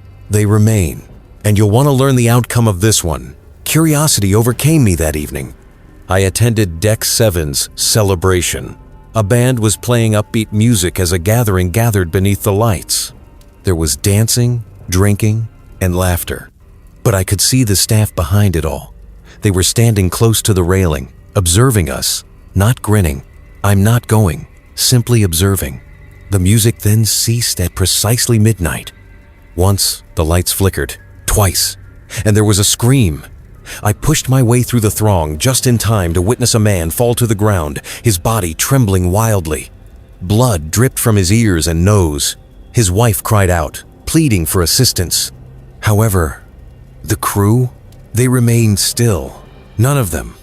Instead, as everyone else stood stunned, they exchanged glances, nodded silently, and two of them pulled the body away. A moment later, as if nothing had happened, the band resumed their performance. The laughing came back. They poured the drinks. Trembling, I stood there trying to take in what I had just witnessed. Then I discovered that no one else had recalled. The man had lost his wife. There was nothing in the area where he had fallen. He seemed to have never been there. It dawned on me then that this cruise was not a vacation. It was a trap. After seeing what I had, I was unable to sleep. Whenever I closed my eyes, I imagined the man falling, his body trembling, blood dripping from his face, and the crew dragging him away as if he were just cargo. Even worse was how the audience immediately resumed their drinking, dancing, and laughing as if nothing had happened. The little cabin light flickered above me as I perched on the edge of my bed. The unsteady recording from earlier was still playing on repeat on my phone, which I was still holding. The oddest thing, though, there was no video of the man collapsing. The video froze, glitched, and went black as soon as I tried to record. I made another attempt, recording a brief snippet of my speech and playing it back. My face was blurry and the voice was distorted, as though there was something tampering with the camera. It dawned on them that whatever was going on aboard this ship didn't want to be recorded. I heard the footsteps outside my door again sometime after 2 in the morning. Slow, intentional. I mustered all my confidence this time and slipped closer, pushing my ear to the wood. I froze after that. They stopped walking because, well, whomever it was out there. They were just outside the entrance of my cabin, inhaling, heavy, as if they were aware that I was listening. I was afraid that my heartbeat would be enough to identify me, so I held my breath. Minutes went by. The breathing remained stationary, didn't go away. It remained steady until all of a sudden, there were 3 quick taps, followed by a knock, knock, knock. I almost tripped over my backpack as I staggered back. The words stopped in my throat as I wanted to yell and demand to know who it was. Then, almost as abruptly as it began, there was silence. The footsteps stopped. It wasn't until daylight that I opened that door. When I eventually left, the hallway appeared to be normal once more. While children pulled their parents toward breakfast, passengers strolled with their coffees. However, I felt sick to my stomach as I turned to lock my door. During the night, someone had scratched something into the wood. Night 3 comes. 3 words etched deeply with a sharp object. I couldn't just sit in my cabin waiting. The paranoia was killing me. I made myself fit in by participating in events, grinning at conversation, and acting like any other traveler. However, there was an undercurrent of anxiety beneath the laughter and conversation. Then I began to notice them. The people who were not grinning. He didn't appear to eat, drink, or even blink frequently. They would sit with us, dressed similarly, and laugh at jokes, but their eyes were dead, observing, awaiting. An elderly man with a gentle face sat across from me at lunch. He was biting on the end of his pen and tinkering with a crossword puzzle.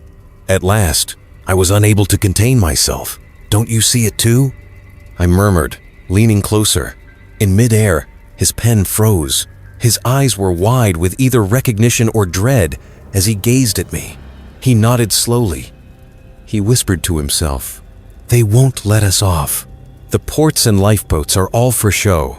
We are not travelers. We're cargo." A shadow fell across the table before I could inquire what he meant. A member of the team stood there grinning that flawless artificial smile. "Is everything okay, gentlemen?" he inquired.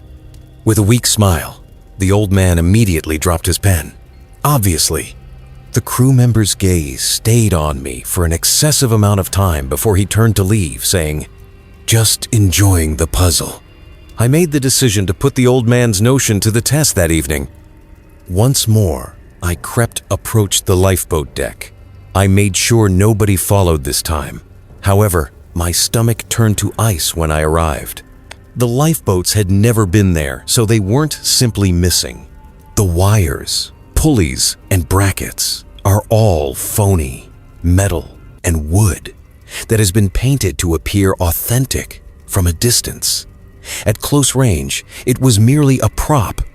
Docking was never intended for this ship. Then the sound reached my ears.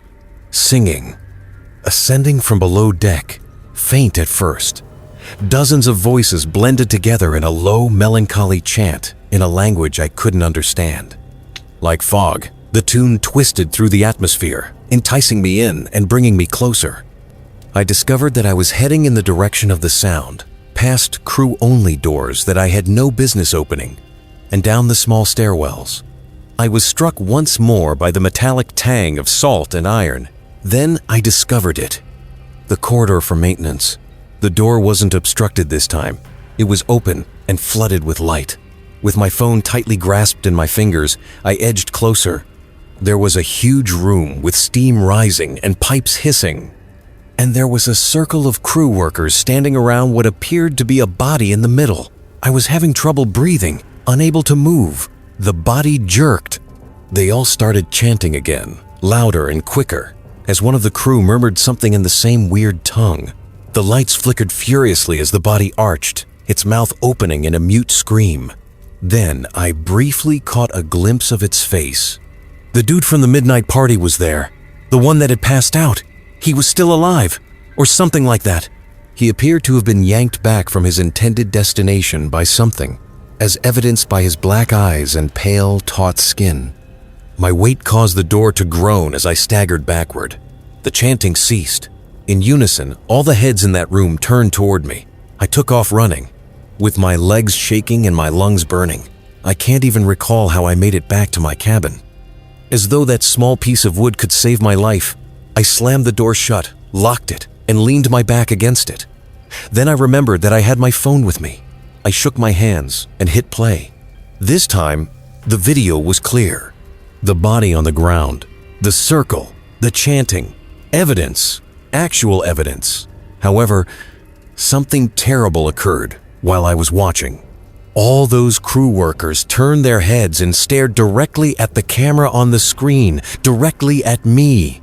The video ended abruptly, and a whisper entered the room, this time from within my cabin rather than the corridor.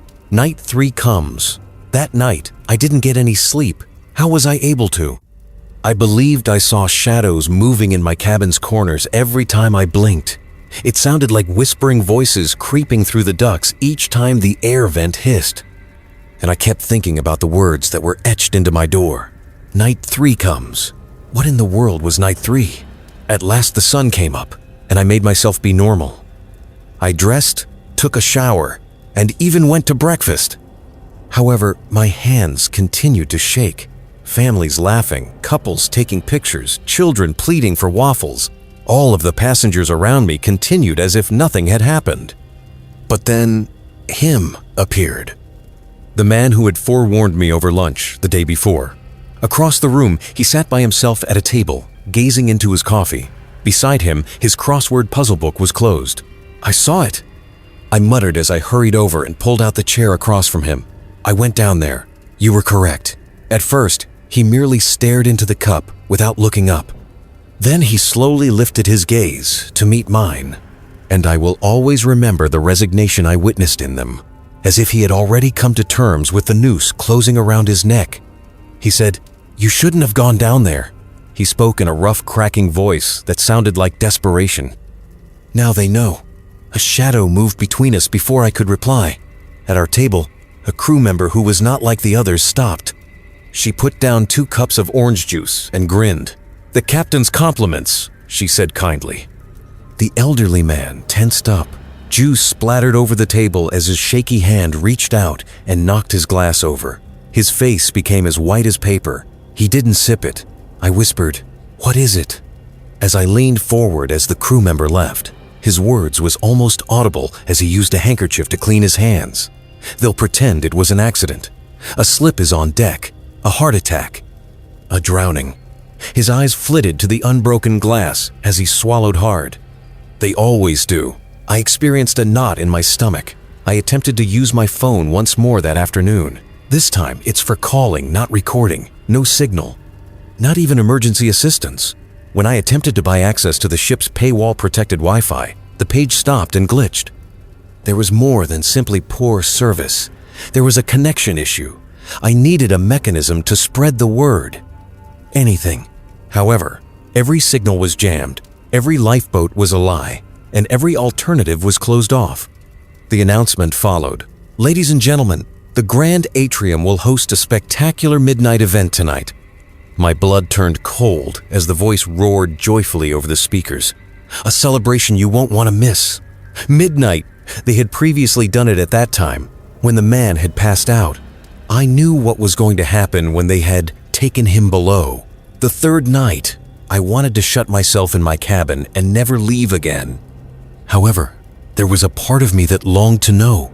Perhaps the same part that had first motivated me to board this doomed ship. I thus crept out of my cabin and made my way to the atrium as soon as the clock struck 11. The audience had already assembled, and the air was filled with music and laughing. However, there was a weight to it this time. There was a peculiar exhilaration in the way people leaned forward, their eyes shining, a tightness beneath the grins.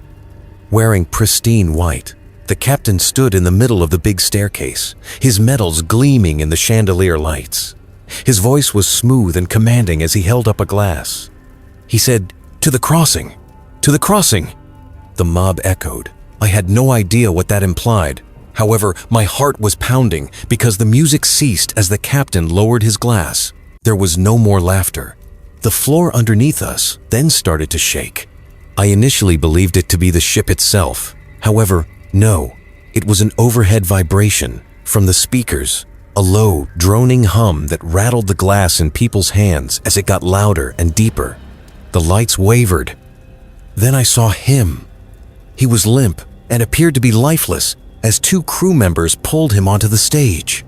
A young man, scarcely in his 20s, was another passenger. His eyes were closed and his head hung forward. I felt like screaming, desired to run, but nobody else made a move.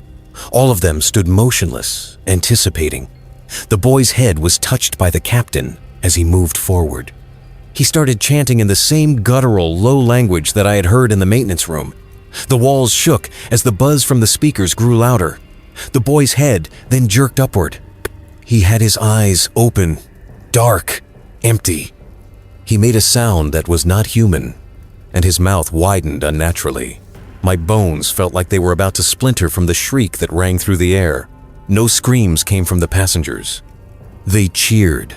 I staggered back, shielding my ears as I tried to process what I was witnessing. But the words on my cabin door were all I could think about. It wasn't a warning. Night 3 comes. It was a pledge. And it was only getting started. I ran. My body just took over, and I don't even recall choosing to run. As I pushed past the crowd and stumbled into the closest hallway, the yelling, the shrieks, and the shouts all blended into one resounding nightmare. The walls appeared to be breathing. The wallpaper pulsed with each beat of that awful hum that reverberated throughout the ship. I swear to God. My vision was spinning and my head was pounding, but I persisted. The captain's voice thundered somewhere behind me. "Witness the passage." My heart almost burst in my chest. What is the passage to? I didn't wish to find out. I grabbed the handrail so tightly that my knuckles turned white as I ran down the stairway.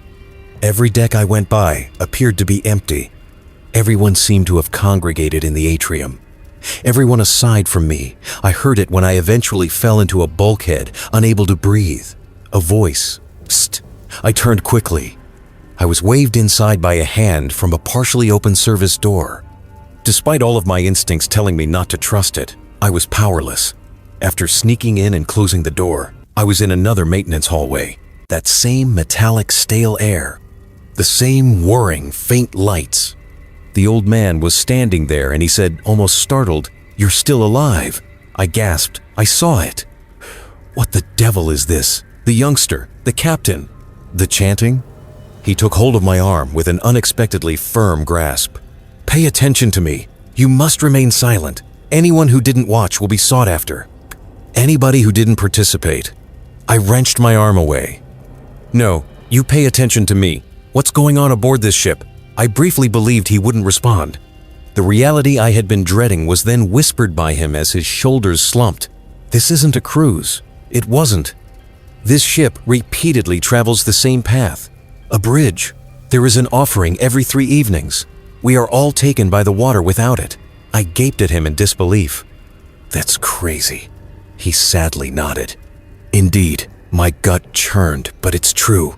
"So they kill someone to protect the ship?" My response was his silence. I felt like throwing up, to let out a cry. However, he shoved something hard and chilly into my palm before I could respond. A key, antiquated, brass, and corroded with time. "Quickly," he said, "cabin 1050. 1. Go there if you want to live. This evening." I started to inquire why, but the lights flickered as footsteps echoed in the hallway outside. "Don't wait, crew." I was pushed toward the far end of the hallway by the elderly man. "Go!" I refrained from arguing. I rushed while gripping the key so tightly that it sliced through my flesh. Upon arriving at my cabin, I shook, pushed a chair under the handle, closed the door, and leaned my back against the wall. The buzz has ceased. Once more, the atrium was quiet. My phone, however, buzzed. A fresh file. One more recording. It wasn't started by me. I didn't want to listen to it. Still, as I pressed play, my shaking hand moved, not moving. Then there was a murmur. As if it had burnt me, I dropped the phone and said, "They know your name now." And then my door was knocked on 3 times, slow, heavy, intentional, not from the corridor. Once more, the knocks sounded from inside the walls. 3 steady thuds, separated by just enough space to allow me to be choked by the silence. Every sound seemed to vibrate the wall behind my bed. When I touched the plaster, it felt frigid, considerably colder than the actual room. I was afraid to respond, didn't dare to move. Then, a whisper, like whispers buried deep among the walls, muffled, dozens of them. Women, men, and even kids. I was unable to distinguish their sentences as their tones mixed into a low hiss until one stood out above the rest. My name. My heart slammed against my ribs as I stumbled back. I could feel the weight of the metal key in my hand, as though it pulsed in time with those murmurs. 1051 cabin. The elderly man advised me to go there. What if it was a trap, though? What if they conducted the offering there? The knocking increased in volume. Nearer. Now there was more than one wall. I could see it everywhere. Above, below, left, and right. It filled the whole cottage with life. The lights then went off. Pitch black. I struggled for my phone, the screen's dim brightness barely able to ward off the darkness. In the hopes that the corridor would be safer, I snatched up my bag, stuffed the key inside, and slid out the door. The hallway, however, was terrible. There too, the lights dimmed and hummed softly before flickering once more. Under my shoes, the carpet crushed, wet as if seawater had soaked through, and I noticed them at the far end of the hallway, crew members, simply standing, facing me perfectly motionless. The flickering light gave their eyes a faint glow. I ran. Before my head could move, my legs did. I ran across another deck, up a stairwell, and along the hall until I came across the number I was looking for. 1051. The air around the door was frigid, but it didn't look any different from the others. The hallway was filled with the white puff of my breath. I took out the brass key and slipped it into the lock with trembling hands. It pivoted. The cabin was empty inside. No bed, no furnishings. There were just 4 salt-stained steel walls that gave the impression that the sea had been inside. And there was a little chest chained down with rusting chains in the middle of the floor. As if it wanted to be in that lock, the key tugged in my grasp. I knelt and opened the chest, defying my body's want to scream. There was a logbook inside, dense, leather-bound. Water damage caused the edges to distort, and the pages to turn yellow with age. I took it open. Names, dates, hundreds of them, meticulously scripted. And one word next to each name, offered. As I turned page after page until I came to the most recent entries, my vision became blurry. It was 3 nights ago. A Florida woman. It was 2 nights ago. A Frenchman. Last evening.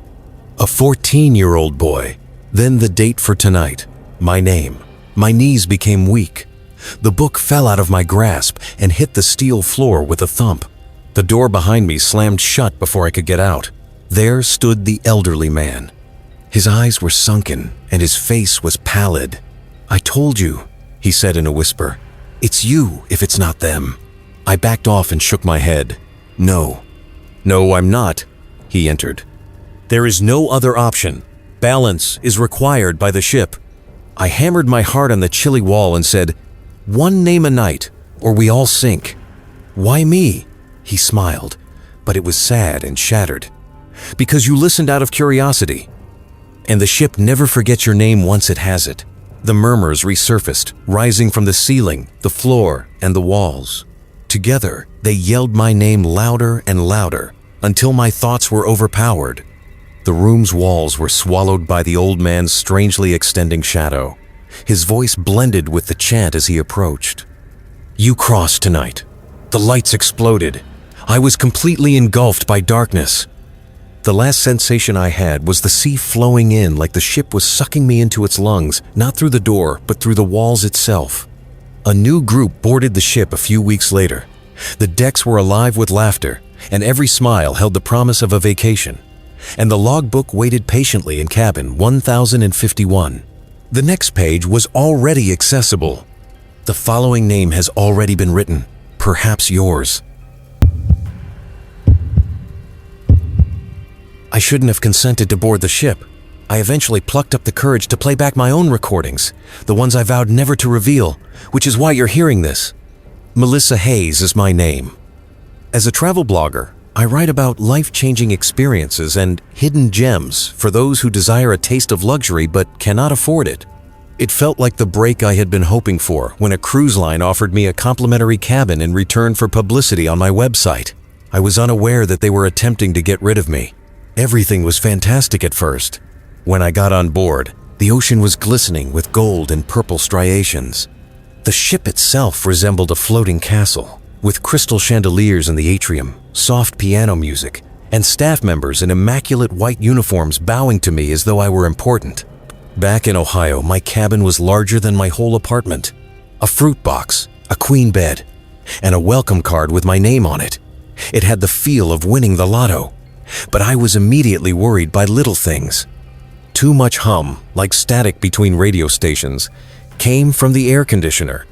My balcony door began clicking softly, as if someone was trying to open it from the outside, and it didn't latch properly. Additionally, I always noted cabin 504 was unmarked, even though it was only 3 doors down from mine. No welcome sign, no brass number plate. The door was simply white, and the area surrounding the knob had a deeper tint, as if it had been handled more frequently than the others. That evening's dinner ought to have been a memorable one. A 4-course supper with shadow-like waiters. However, I sensed that someone was watching me halfway through my second glass of wine. Anticipating another lone traveler interested in my notes, I looked around. All the tables around me, however, were deserted. There had been a lot of laughter and clinking glasses in the dining hall as I sat down. The majority of the passengers had left without my knowledge. The waiter asked me where everyone had gone. He flashed a toothless smile. On the first night, passengers retire early. He sounded as though he had prepared that sentence 100 times. Adjustment to the sea. When I returned my attention to my plate after laughing courteously, I discovered that the steak I had been slicing into was still uncooked. Not medium rare, not burned, raw to the core. The blood had started to seep down the tablecloth and onto the white porcelain. I shook my head and blinked hard. I checked it again, and it was cooked to perfection. I ought to have stood up. Rather, I told myself it was my nerves, the booze, or the movement of the sea. I remained. I was done. A slight knocking sound came from behind the door of cabin 504 as I was leaving the dining hall. There were 3 hard knocks, a break, and then 3 more. I wanted to think it was all in my head. However, I was awakened by the same pattern at 3:17 a.m. from within my own closet. At first, I thought it was the ship creaking because the knock was so faint. 3 raps, pause, 3 raps, but then it repeated. I pulled the covers to my chin and froze. When I looked at the time, my phone screen illuminated and the number 3:17 unnerved me for some reason. It was 3:17 a minute later. 3 minutes later, it was still 3:17. I couldn't get my clock to move. The knocking increased in volume, as if that would keep me sane. I made myself rise up and whispered, "It's nothing, Melissa. It's nothing." With a trembling hand, I opened the closet door. Nothing. Only swaying hangers and a slight mildew odor. I hurriedly closed it and climbed back into bed. However, the sound persisted, but this time it originated from the balcony door. Click, click, click. It was rattling wildly, like someone pressing from outside that defective lock I had seen earlier. I hurried ahead, secured it once more, and drew the curtains tightly. I thought my heart could burst from the intense pounding. Then there was quiet. I dreamed I was drowning when I eventually fell asleep. My mouth was salty when I woke up. Passengers crowded the buffet hall the following morning, trays clattering and laughter reverberating off the walls. It was nearly normal once more. I made an effort to forget the night. However, the look I got from one of the staff members when I inquired if they could fix the balcony latch made my blood freeze. He said, "You don't want that door fixed." He left before I could question what he meant when he said, "Not if you plan to leave." I made myself walk past cabin 504 one more that night. That door bothered me for some reason. I paused and looked around. There was nobody in the corridor. I leaned in. The door was chilly. It's bone-deep cold, like touching metal in the winter, and not just colder than the corridor. The rest of the corridor was warm, but my breath clouded the air ahead of me. Then the voice of a woman muffled from within, low, immediate. With my heart pounding, I staggered back and said, "Don't let them see you here." At that moment, I became aware of a detail I had overlooked the previous evening. Unlike the rest of the hall, the carpet outside 504 was not the same shade of flowery blue. It was water-stained and darker, as if seawater had soaked through the door. I began taping myself that very night.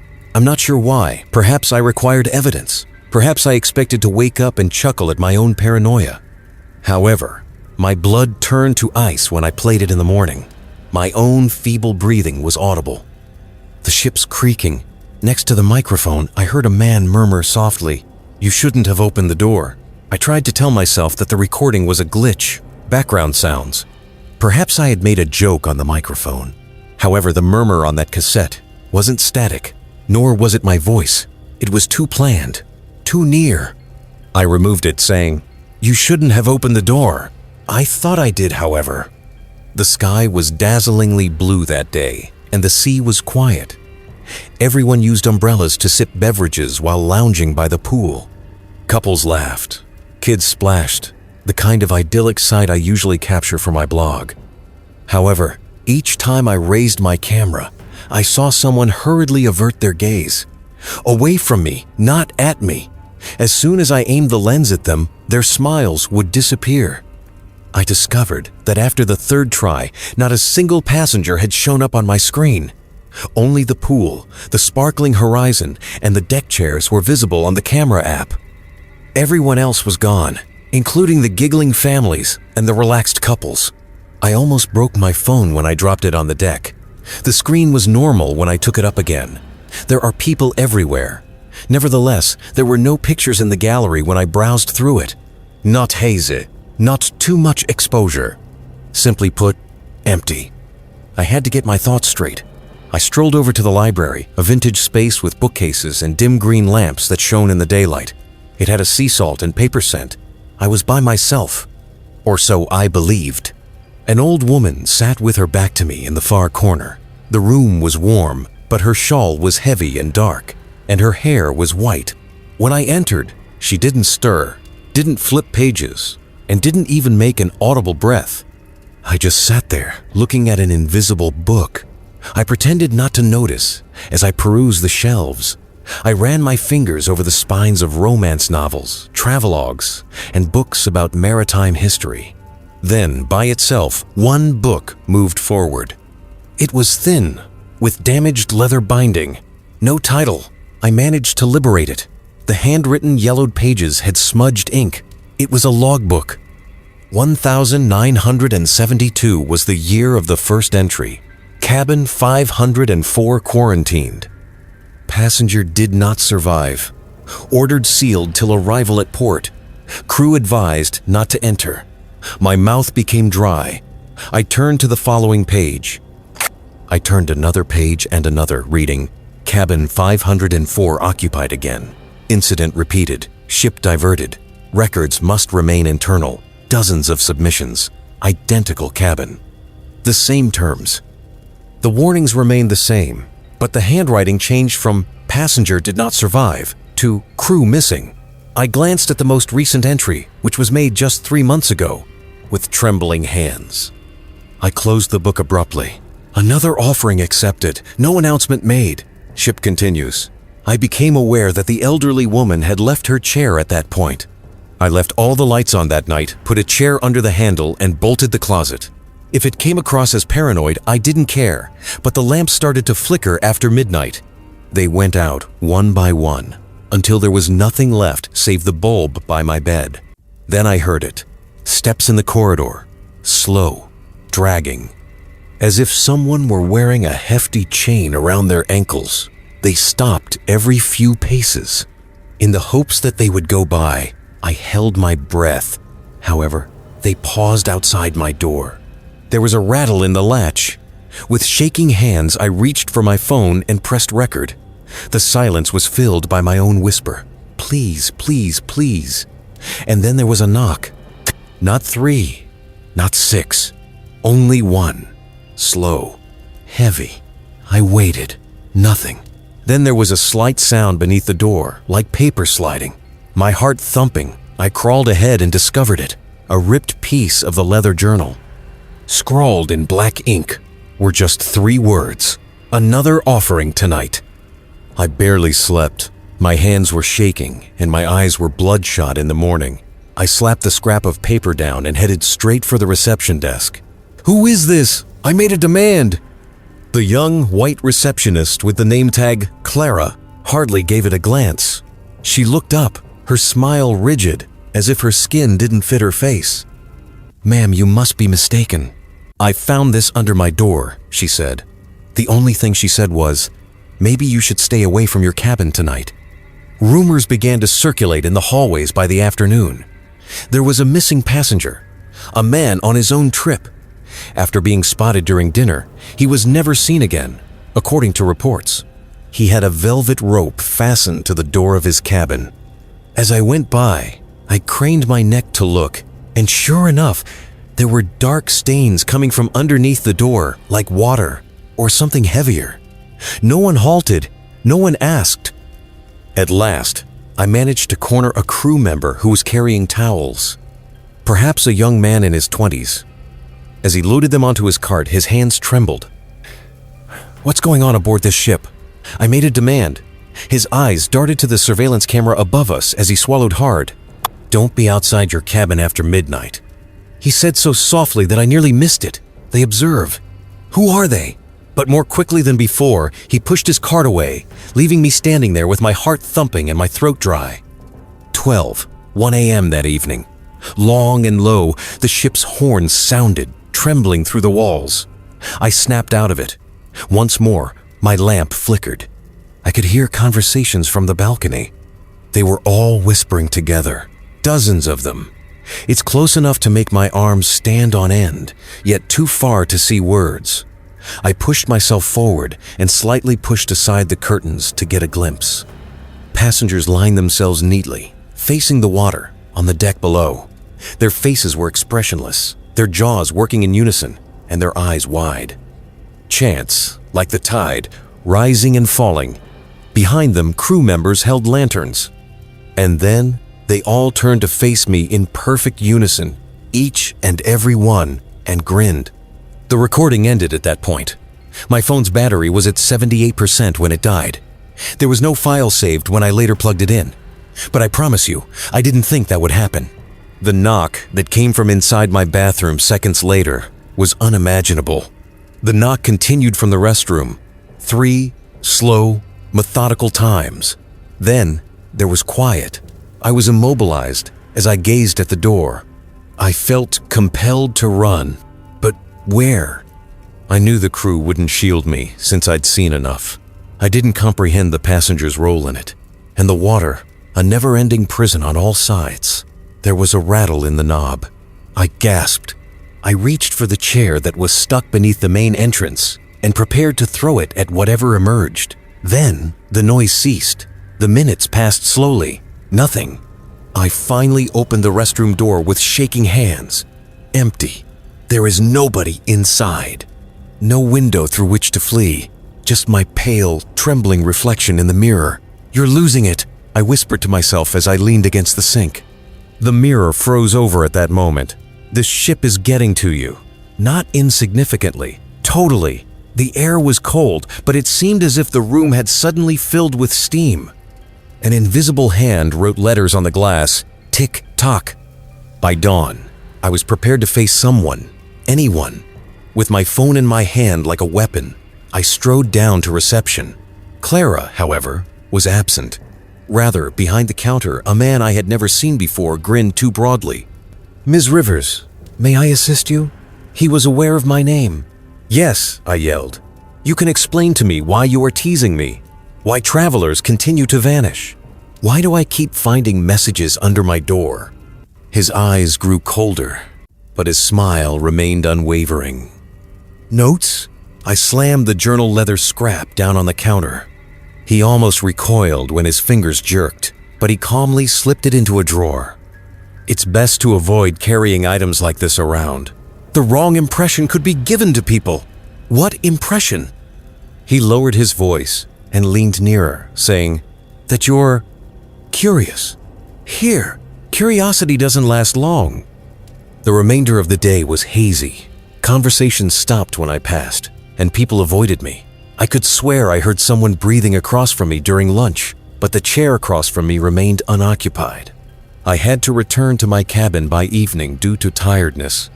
Another scrap of paper was waiting on my bed when I opened the door, deterring me from locking myself in. There were just 2 words in this one: "Get ready." I was unable to fall asleep. I cringed at every groan of the ship. It felt like every shadow was reaching out for me. I ultimately made the decision to show myself that this was just paranoia at around 2 in the morning. The ship was peaceful as I slid barefoot into the passageway. The lights in the hallway flickered. As I went, I counted doors. 1,018, 1,019, 1,020.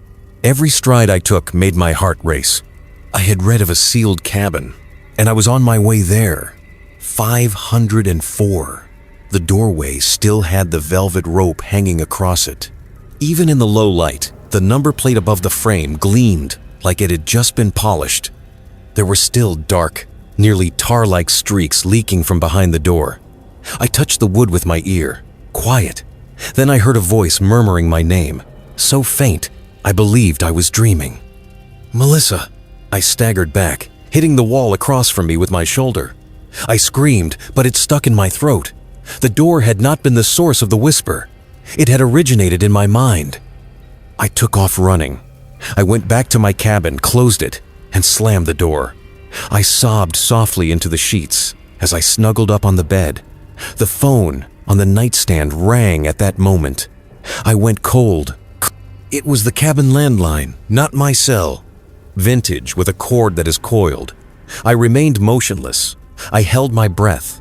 The ringing increased in volume and persistence until I eventually took it up with trembling hands. Not moving. Then a voice. "Be calm. Male." It's almost nice. Ms. Rivers, we have exhibited patience, but this is the moment. Who is this? You've been selected. You will soon realize. Whatever this is, I have nothing to do with it. You already are.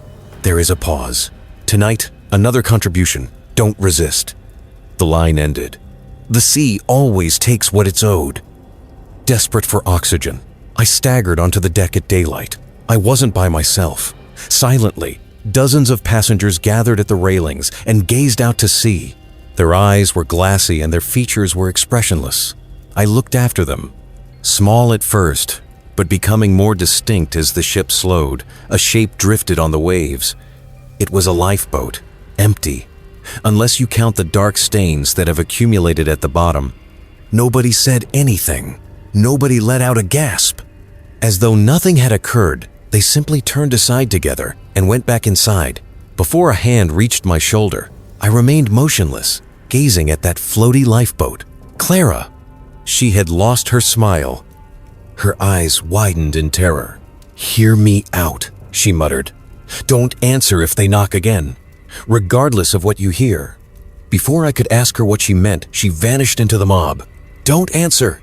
I sat up that night, holding the scrap of paper in my hand like a lucky charm. It was midnight. The horn blew. The lights wavered. There was a knock. Not at the door, though. Through the closets inside. The sound came again, and I gazed, stunned, slow, rhythmic. My body refused to move, even though I wanted to scream and run. Something pushed me forward against my will, and my feet slid toward the closet. As though someone or something had pushed from the other side, the chair I had wedged against the handle rocked furiously. Once more, my name was whispered, "Melissa." The wood moaned. The legs of the chair brushed the floor. I closed my eyes, placed my hands over my ears, and repeatedly muttered, "Don't answer, don't answer, don't answer." Then there was stillness. The chair was on the floor, broken when I opened my eyes. The closet was ajar. Another sound was placed on top of it, the rap, 3 times. Not in my flat, not in the space. However, inside the recording itself, it was as if my voice served as a portal. I broke the telephone, purchased another. I told myself it was just audio glitches. However, the new phone also caught it. This time, I heard words following the knock. "We are not done." I began to recognize people in crowds. Travelers, crew, known, too still to move, observing for too long. I once saw Clara in the subway, the woman who had mentioned the offering to me in whispers. She stood on the other side of the tracks, her lips moving silently, her face hollow. She vanished as soon as the train went by and out of sight. However, I discovered a damp piece of paper in my pocket that I hadn't placed there. The sea doesn't forget. One line, scribbled in dripping ink, made it impossible to sleep. Days passed as I strained to stay awake, but fatigue always prevailed, and the same fantasy engulfed me each time I closed my eyes. I had returned to the trunk. Darkness is encroaching, my cries reverberating. However, when the lid opened this time, the sea wasn't there. My apartment was there, my bed, the image of myself in the mirror. As if the ship had vanished from view. Here was the location. Last night was the last straw. Once more, I heard the horn. This time, don't faint, not far away, out loud, directly outside my window. Heart pounding, I dashed to the window. And there it was, the vessel, anchored amid the harbor's dark water. Its lights were bright as a beacon, laughter reverberating, music wafting softly, as though nothing had occurred. The decks were filled with passengers waving. The crew stood alert. Clara was in the middle, leaning against the rail. Slowly, she lifted her hand and pointed at me.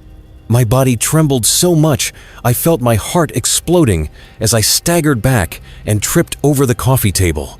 The knock came at once, out of the closet, 3 times, the same as previously. I didn't open it this time. I was unable to. Nevertheless, the whisper crept through and encircled me like mist. "You always belonged to us, and you do now. Seawater started to trickle down the walls. The floorboards moaned like the hull of a ship. The scent of rot, salt, and metal filled my apartment, and I heard chanting from somewhere far below, too close for comfort, but too far for a city street. The same chant. Before they threw me into the sea, they had said that. I am unsure of my remaining time. I continue to record these cassettes in the hopes that someone would discover them, and believe me. But pay attention if you're hearing this. Avoid taking that cruise. Don't listen to the music. Refuse to answer the door. Because there is no turning back once the water selects you. If I disappear before the end of this recording, you'll understand why. The final seconds of the recording are filled with soft static. 3 intentional knocks are then heard, so faintly that they might be imagined. That was just the beginning. But tell me, do you think the ship really wanted me? Or was it something older hiding beneath the waves? Let me know in the comments. And before you sleep tonight, dim the lights, subscribe to Midnight Outcry, and don't forget to hit the bell because the next story might be the one you never escape from.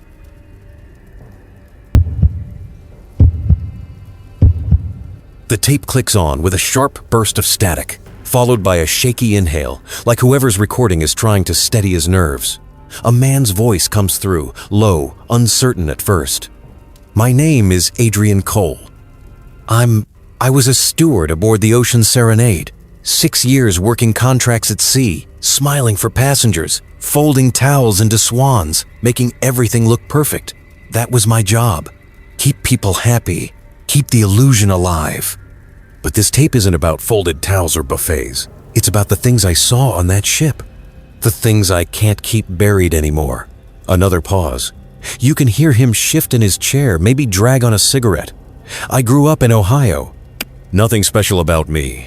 I just needed money. Debt stacked higher than I could climb. And the cruise line promised travel, good pay, a chance to get out of the life I was stuck in. The Ocean Serenade wasn't my first ship, but it was the biggest. 16 decks, theaters, bars that never closed, pools that looked like they poured straight into the sea. People came aboard wide-eyed, already drunk on the fantasy, and I played my part. But from day one, something felt wrong. He clears his throat. I was assigned to Deck 10. Long beige corridors, the hum of the engines under your shoes, every door the same, except one. Cabin 1026. Even before I knew it, I felt it. The air grew colder outside that door. The smell changed too. Ships usually smell like bleach, salt, stale air conditioning. But there, it was metallic. Like rust. Like water that hadn't moved in years. The tape crackles, then steadies again. At first I thought maybe the ventilation was broken, but the crew avoided it. Always. Housekeepers would be laughing down the hall until they reached 1026, and then silence. Some wouldn't even look at the door. Maria, one of the cleaners, used to clutch her rosary as she hurried past.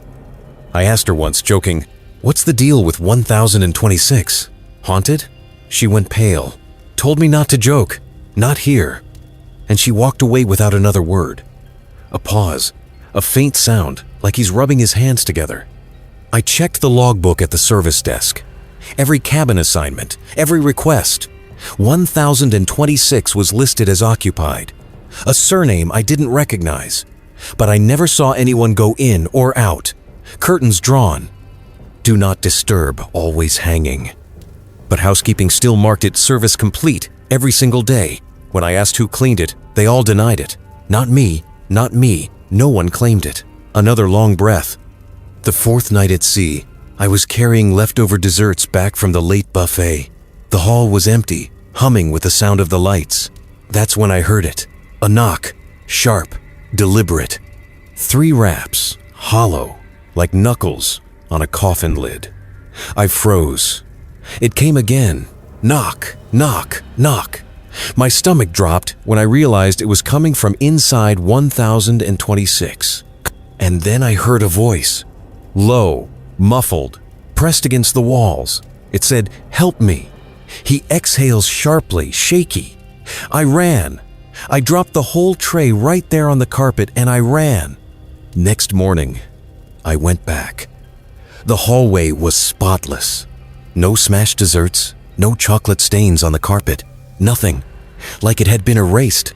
I told my supervisor, Carlos. He went pale, then told me flatly, "You didn't hear anything.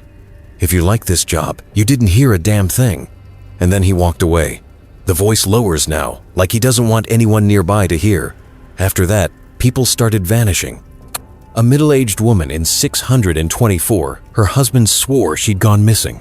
Her dresses were still in the closet, bags still zipped, shoes lined neatly under the bed. She never left. And then, neither did he. Security calmed him. Then suddenly he wasn't around either. And the logbook? It showed 624 had always been single occupancy. His name was gone. Like it never existed. He shifts again, the mic catching the scrape of his chair. One night, I overheard two officers near the galley. One of them muttered, "Another offering already? We just had one."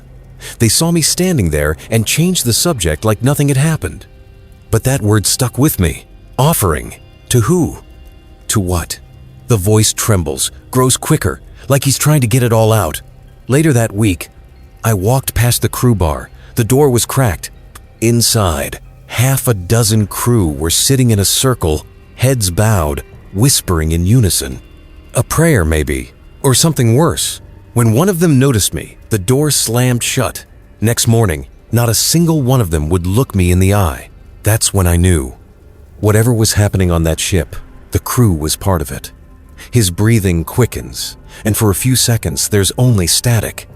The ship itself felt alive. At night, the walls groaned louder. The floor seemed to thrum under my feet. And always, that cabin, 1026, silent, watching, until one night, the door wasn't shut. It was cracked open, just enough. And I swear to God, I saw an eye looking out at me. The tape cuts off with a loud click, then hisses back for a moment before dying completely. The tape hisses back to life, a shaky hand fumbling with the recorder. You can hear Adrian's breath, uneven, like he'd been running. I didn't sleep after that. How could I? Every time I closed my eyes, I saw that eye staring back at me through the crack in the door. It wasn't just looking, it was studying me. Like it knew who I was, what I'd heard, what I'd seen. The next morning, I tried to tell myself I imagined it. Stress, fatigue. This job wears you down, right? But then passengers started acting strange. At breakfast, I overheard a couple whispering. The husband kept asking where his wife had gone, swearing she was supposed to meet him at the buffet. She never showed. His hands were trembling as he piled food on a plate for her anyway, like he was refusing to accept she was gone. By dinner, he was gone too. Just gone. People asked about him, but the crew? They just smiled and said, "Sir, you must be mistaken." He boarded alone, like it was rehearsed. There's a faint tap, tap, tap, as if Adrian's fingers are drumming against the recorder. I tried to keep busy. I told myself, don't linger in the hallways, don't ask questions, but the ship, it wouldn't let me ignore it. That night, I was restocking linens when I heard voices coming from the service corridor behind the crew-only door. Low chanting, rising and falling in rhythm. I leaned closer. The smell of seawater rushed out, heavy and rotten, though we were 12 decks above the ocean. Someone whispered a phrase over and over in a language I didn't know. I pressed my ear against the metal door. He stops, breath shuddering. The tape picks up the faintest sound in the background, like a thump, and then the chanting stopped. Dead silence. And from the other side, a whisper, not in English, not in Spanish, something guttural, scraping. I didn't understand the words, but I understood the meaning. They knew I was listening. I ran before the door opened. The recorder scratches as he shifts, maybe pacing. Passengers kept disappearing. But worse, others started changing. There was this teenage boy traveling with his parents. He used to race around the pool deck, laughing, splashing. Then one day, he sat perfectly still in a deck chair for hours, staring at the horizon. Not moving, not blinking. His parents begged him to eat, to talk, nothing, just staring. The next morning, 3 chairs were empty. Their family was gone. All trace erased from the manifest. A long silence. Then his voice lowers, almost a whisper. I checked 1026 again. The do not disturb sign was gone. The door was locked, but the temperature in the hall, I swear I saw my own breath fogging in the air, in the Caribbean, middle of July. My skin prickled, like a freezer door had opened, and the sound scratching, faint, coming from inside, slow, deliberate, as if something was clawing at the walls, trying to get out. The tape hisses, then Adrian speaks faster, more frantic. I started writing everything down. Names, cabin numbers, disappearances. But every morning my notes were gone. Not misplaced, gone. My notebook would be empty or the pages blank. Once, I woke up to find the word "stop" scrawled across the last page in thick black marker. I didn't write it. I don't even own a marker like that. And my cabin door had been locked from the inside all night. His breathing grows louder, shaky. I couldn't tell the passengers. Who would believe me? They'd call me crazy. The crew already looked at me different, like I'd seen too much. Some nights, I caught them watching me, not just glances. Watching, smiling when they thought I wasn't looking. Then came the storm. No warning, no buildup. Just black skies swallowing the horizon. Waves rising like mountains. I've been through rough seas before, but this wasn't natural. The ocean roared like it was alive. Passengers screamed. Glasses shattered in the dining hall. Lights flickered until we were plunged into darkness. And in that darkness, I heard it knocks. Not just from 1026, from every wall, every ceiling. Hundreds of fists pounding, begging to be let out. The tape catches the sound of his ragged breathing, almost like sobbing. I saw a child clutching her mother's hand in the stairwell. Lightning lit their faces for a split second, and then the child wasn't a child anymore. Its eyes were black pits, its skin waterlogged and gray. The mother screamed, but when the lights flickered back on, she was alone. And then she wasn't there at all. He gulps audibly, trying to steady himself. During the storm, I passed the officer's lounge. The door was open just a crack. Inside, the captain and senior staff stood around a table, their hands joined. A map of the ocean spread out before them, symbols drawn over it in red ink. One of them was chanting. The others nodded solemnly. And then I heard the captain's voice. It must be enough to carry us through. Enough what? Enough who? That's when I knew the passengers weren't vanishing. They were being given. Their silence, just static for a few seconds. Then Adrian's voice, hoarse, almost broken. I should have quit. I should have jumped overboard and taken my chances with the sea. But I didn't, because something was waiting for me too. I could feel it. Cabin 1026 was breathing. The storm was feeding it. And I was next. The tape cuts again, hard click. The recorder whirs, faint static filling the silence before Adrian's voice comes back, quieter, more strained. I thought if I stayed away from 1026, if I kept my head down, maybe I'd survive. But the ship, it has a way of pulling you where it wants you. That night, the storm hadn't let up. The halls tilted with every wave. Lights flickered like the wiring was drowning. I was carrying towels when I heard it again, scratching. Not faint this time. Loud, desperate. It was coming from 1026, and the door was wide open. He breathes hard, the mic crackling as he exhales. I should have kept walking. God help me, I should have run. But I looked inside. The room was empty. No luggage, no bed, no carpet, just bare steel, walls dripping with salt water, and the smell rotten seawater, like fish left to die in the sun. In the middle of the floor was a drain, wide and black, like the kind in industrial kitchens. Water was sloshing up through it, even though we were 10 decks above the ocean. And from that drain came whispers. Dozens of voices, overlapping, like they were trapped just below. There's a pause, a faint clatter in the background, like something falling. Adrian mutters an apology under his breath, then continues. I was frozen, listening when I heard footsteps behind me. A hand clamped my shoulder. It was Martinez, one of the senior stewards. His grip was like iron. He leaned down and whispered, You weren't assigned to this deck tonight." His eyes weren't angry. They were terrified. He shoved me out into the hall and slammed the door shut behind us. Before I could say anything, he leaned close again and said, "Don't ever look into the drain. That's how they take you." Then he walked away like nothing happened. The tape pops, like Adrian set it down and picked it up again. After that, I couldn't sleep in my cabin. I kept hearing water dripping in the dark, even though the sink was dry. Once, I woke up choking, my bed soaked through, salt burning my throat. But when I turned on the lights, bone dry. My uniform, my sheets, everything. And the crew, they weren't hiding it anymore. I caught them moving in groups late at night. Down service stairwells, carrying lanterns, their faces pale, eyes sunken. Once, I followed at a distance. They gathered in the laundry room. Of all places, the machines silent.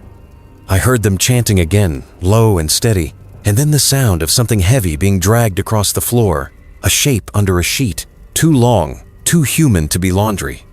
I didn't stay to see what they did with it. His voice cracks, turning ragged. The next morning, the buffet line was shorter, a whole family gone. No one mentioned them. Not even the other passengers who had laughed with them the night before. Like they had been erased. Only me I remembered. And that's when I realized it was happening in people's minds too. This ship, it doesn't just take bodies, it takes memory. Makes it easier to keep feeding.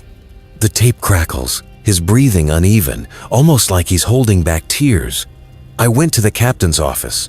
I don't know what I was thinking. Maybe I thought if I confronted him, I could scare him, force him to admit it. But when I opened the door, he was waiting.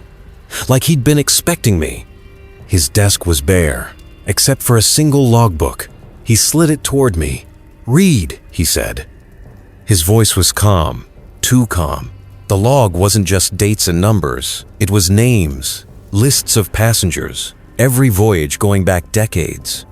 And next to some names, a symbol like a circle with jagged lines through it. I flipped through, dozens, hundreds, thousands of names marked, whole families. And in the margins, words written over and over. "The sea must be paid." I looked up at him. He just smiled and said, "That's why we never sink." Static swallows his words for a moment, then his voice returns, trembling. I stumbled out of there, clutching that truth like poison in my veins. The ship was never meant for travel. It was meant for feeding. The sea takes, the ship survives, and the cycle repeats. But now the storm wasn't stopping. It had been 3 days, 3 nights. Passengers whispered that maybe land had been forgotten, that maybe the world outside didn't exist anymore. And when I looked out at the horizon, they were right. No stars, no shoreline, just endless black water swallowing us whole. The tape clicks, silence for a long moment. Then Adrian again whispering, "I think we've already left the world behind." The recorder picks up again, faint wind howling in the background, like Adrian is sitting near an open vent. His voice is lower now, almost a whisper, as if afraid someone might hear. The storm wasn't just outside anymore. It was inside, in the walls, in the lights, everywhere. The passengers were restless, pacing the halls, whispering about land that never came. Some grew sick skin pale, eyes bloodshot, coughing seawater into their hands. But the doctors kept smiling, kept saying it was just motion sickness, even as the smell of brine followed them everywhere. A long pause. You can hear Adrian's shallow breathing. Then he continues. "One night, I was woken by knocking. Not on my door, on the inside of the walls, slow, hollow, like someone trapped inside the steel. I pressed my ear against it, and I swear I heard voices, begging, pleading, scratching. The ship was swallowing people into itself. I ran to the hallway. Others had heard it too. A woman in her bathrobe stood frozen, tears streaming down her face, muttering, 'That's my husband's voice.' But when I looked again, she wasn't there. Just her slippers, wet and dripping with salt. The static deepens for a moment, then clears. I couldn't take it anymore. I decided to confront Martinez. He was the only one who had shown me fear, not blind obedience. I found him in the crew mess, staring into his tea, hands shaking. I demanded answers. He looked at me for a long time before whispering, "This ship doesn't sail the ocean. It sails the offering." I asked him what that meant. He leaned in, voice cracking. "Every voyage, the sea takes what it's owed. We feed it, or it takes all of us. That's the bargain." Then, tears in his eyes, he added, "You were never supposed to hear the drain. That means it's already chosen you." The tape hisses. A chair scrapes in the background. Adrian sounds panicked now, words spilling fast. That night, I followed them again. The crew. This time, they didn't go to the laundry room. They went below deck, deeper than passengers were allowed, down to a door marked "Service Only."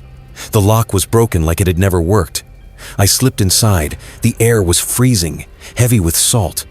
The hallway led to a massive chamber, pipes dripping, the floor slick with seawater, and in the center was a pit, a round, yawning hole lined with rusted iron. Black water churned below, though we were far above the ocean's surface. The crew gathered around it, chanting. Their voices were not their own anymore. And then they pushed someone in, a man bound and gagged, thrashing in terror. I recognized him. He was the passenger who'd sat near me at dinner 3 nights ago. His screams echoed as he hit the water, and then silence, only ripples.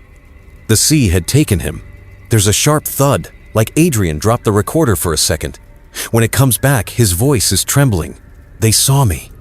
They turned, all of them, in unison, their eyes cloudy, gray, like the sea itself lived behind them. Martinez was among them, tears still streaking his face, but he didn't speak. He only whispered, "Run," and I did. But I can feel it now, the ship watching me, the walls breathing. The storm outside isn't a storm, it's the sea itself, waiting, hungry. A long silence, just static. Then, very faintly, almost too quiet to hear. If you're listening to this tape, the Oceanus has sailed again. Don't board it. Don't believe the brochures. This ship doesn't take you to paradise. It takes you to the offering. And once you're chosen, there's no way back. The tape clicks. Dead air.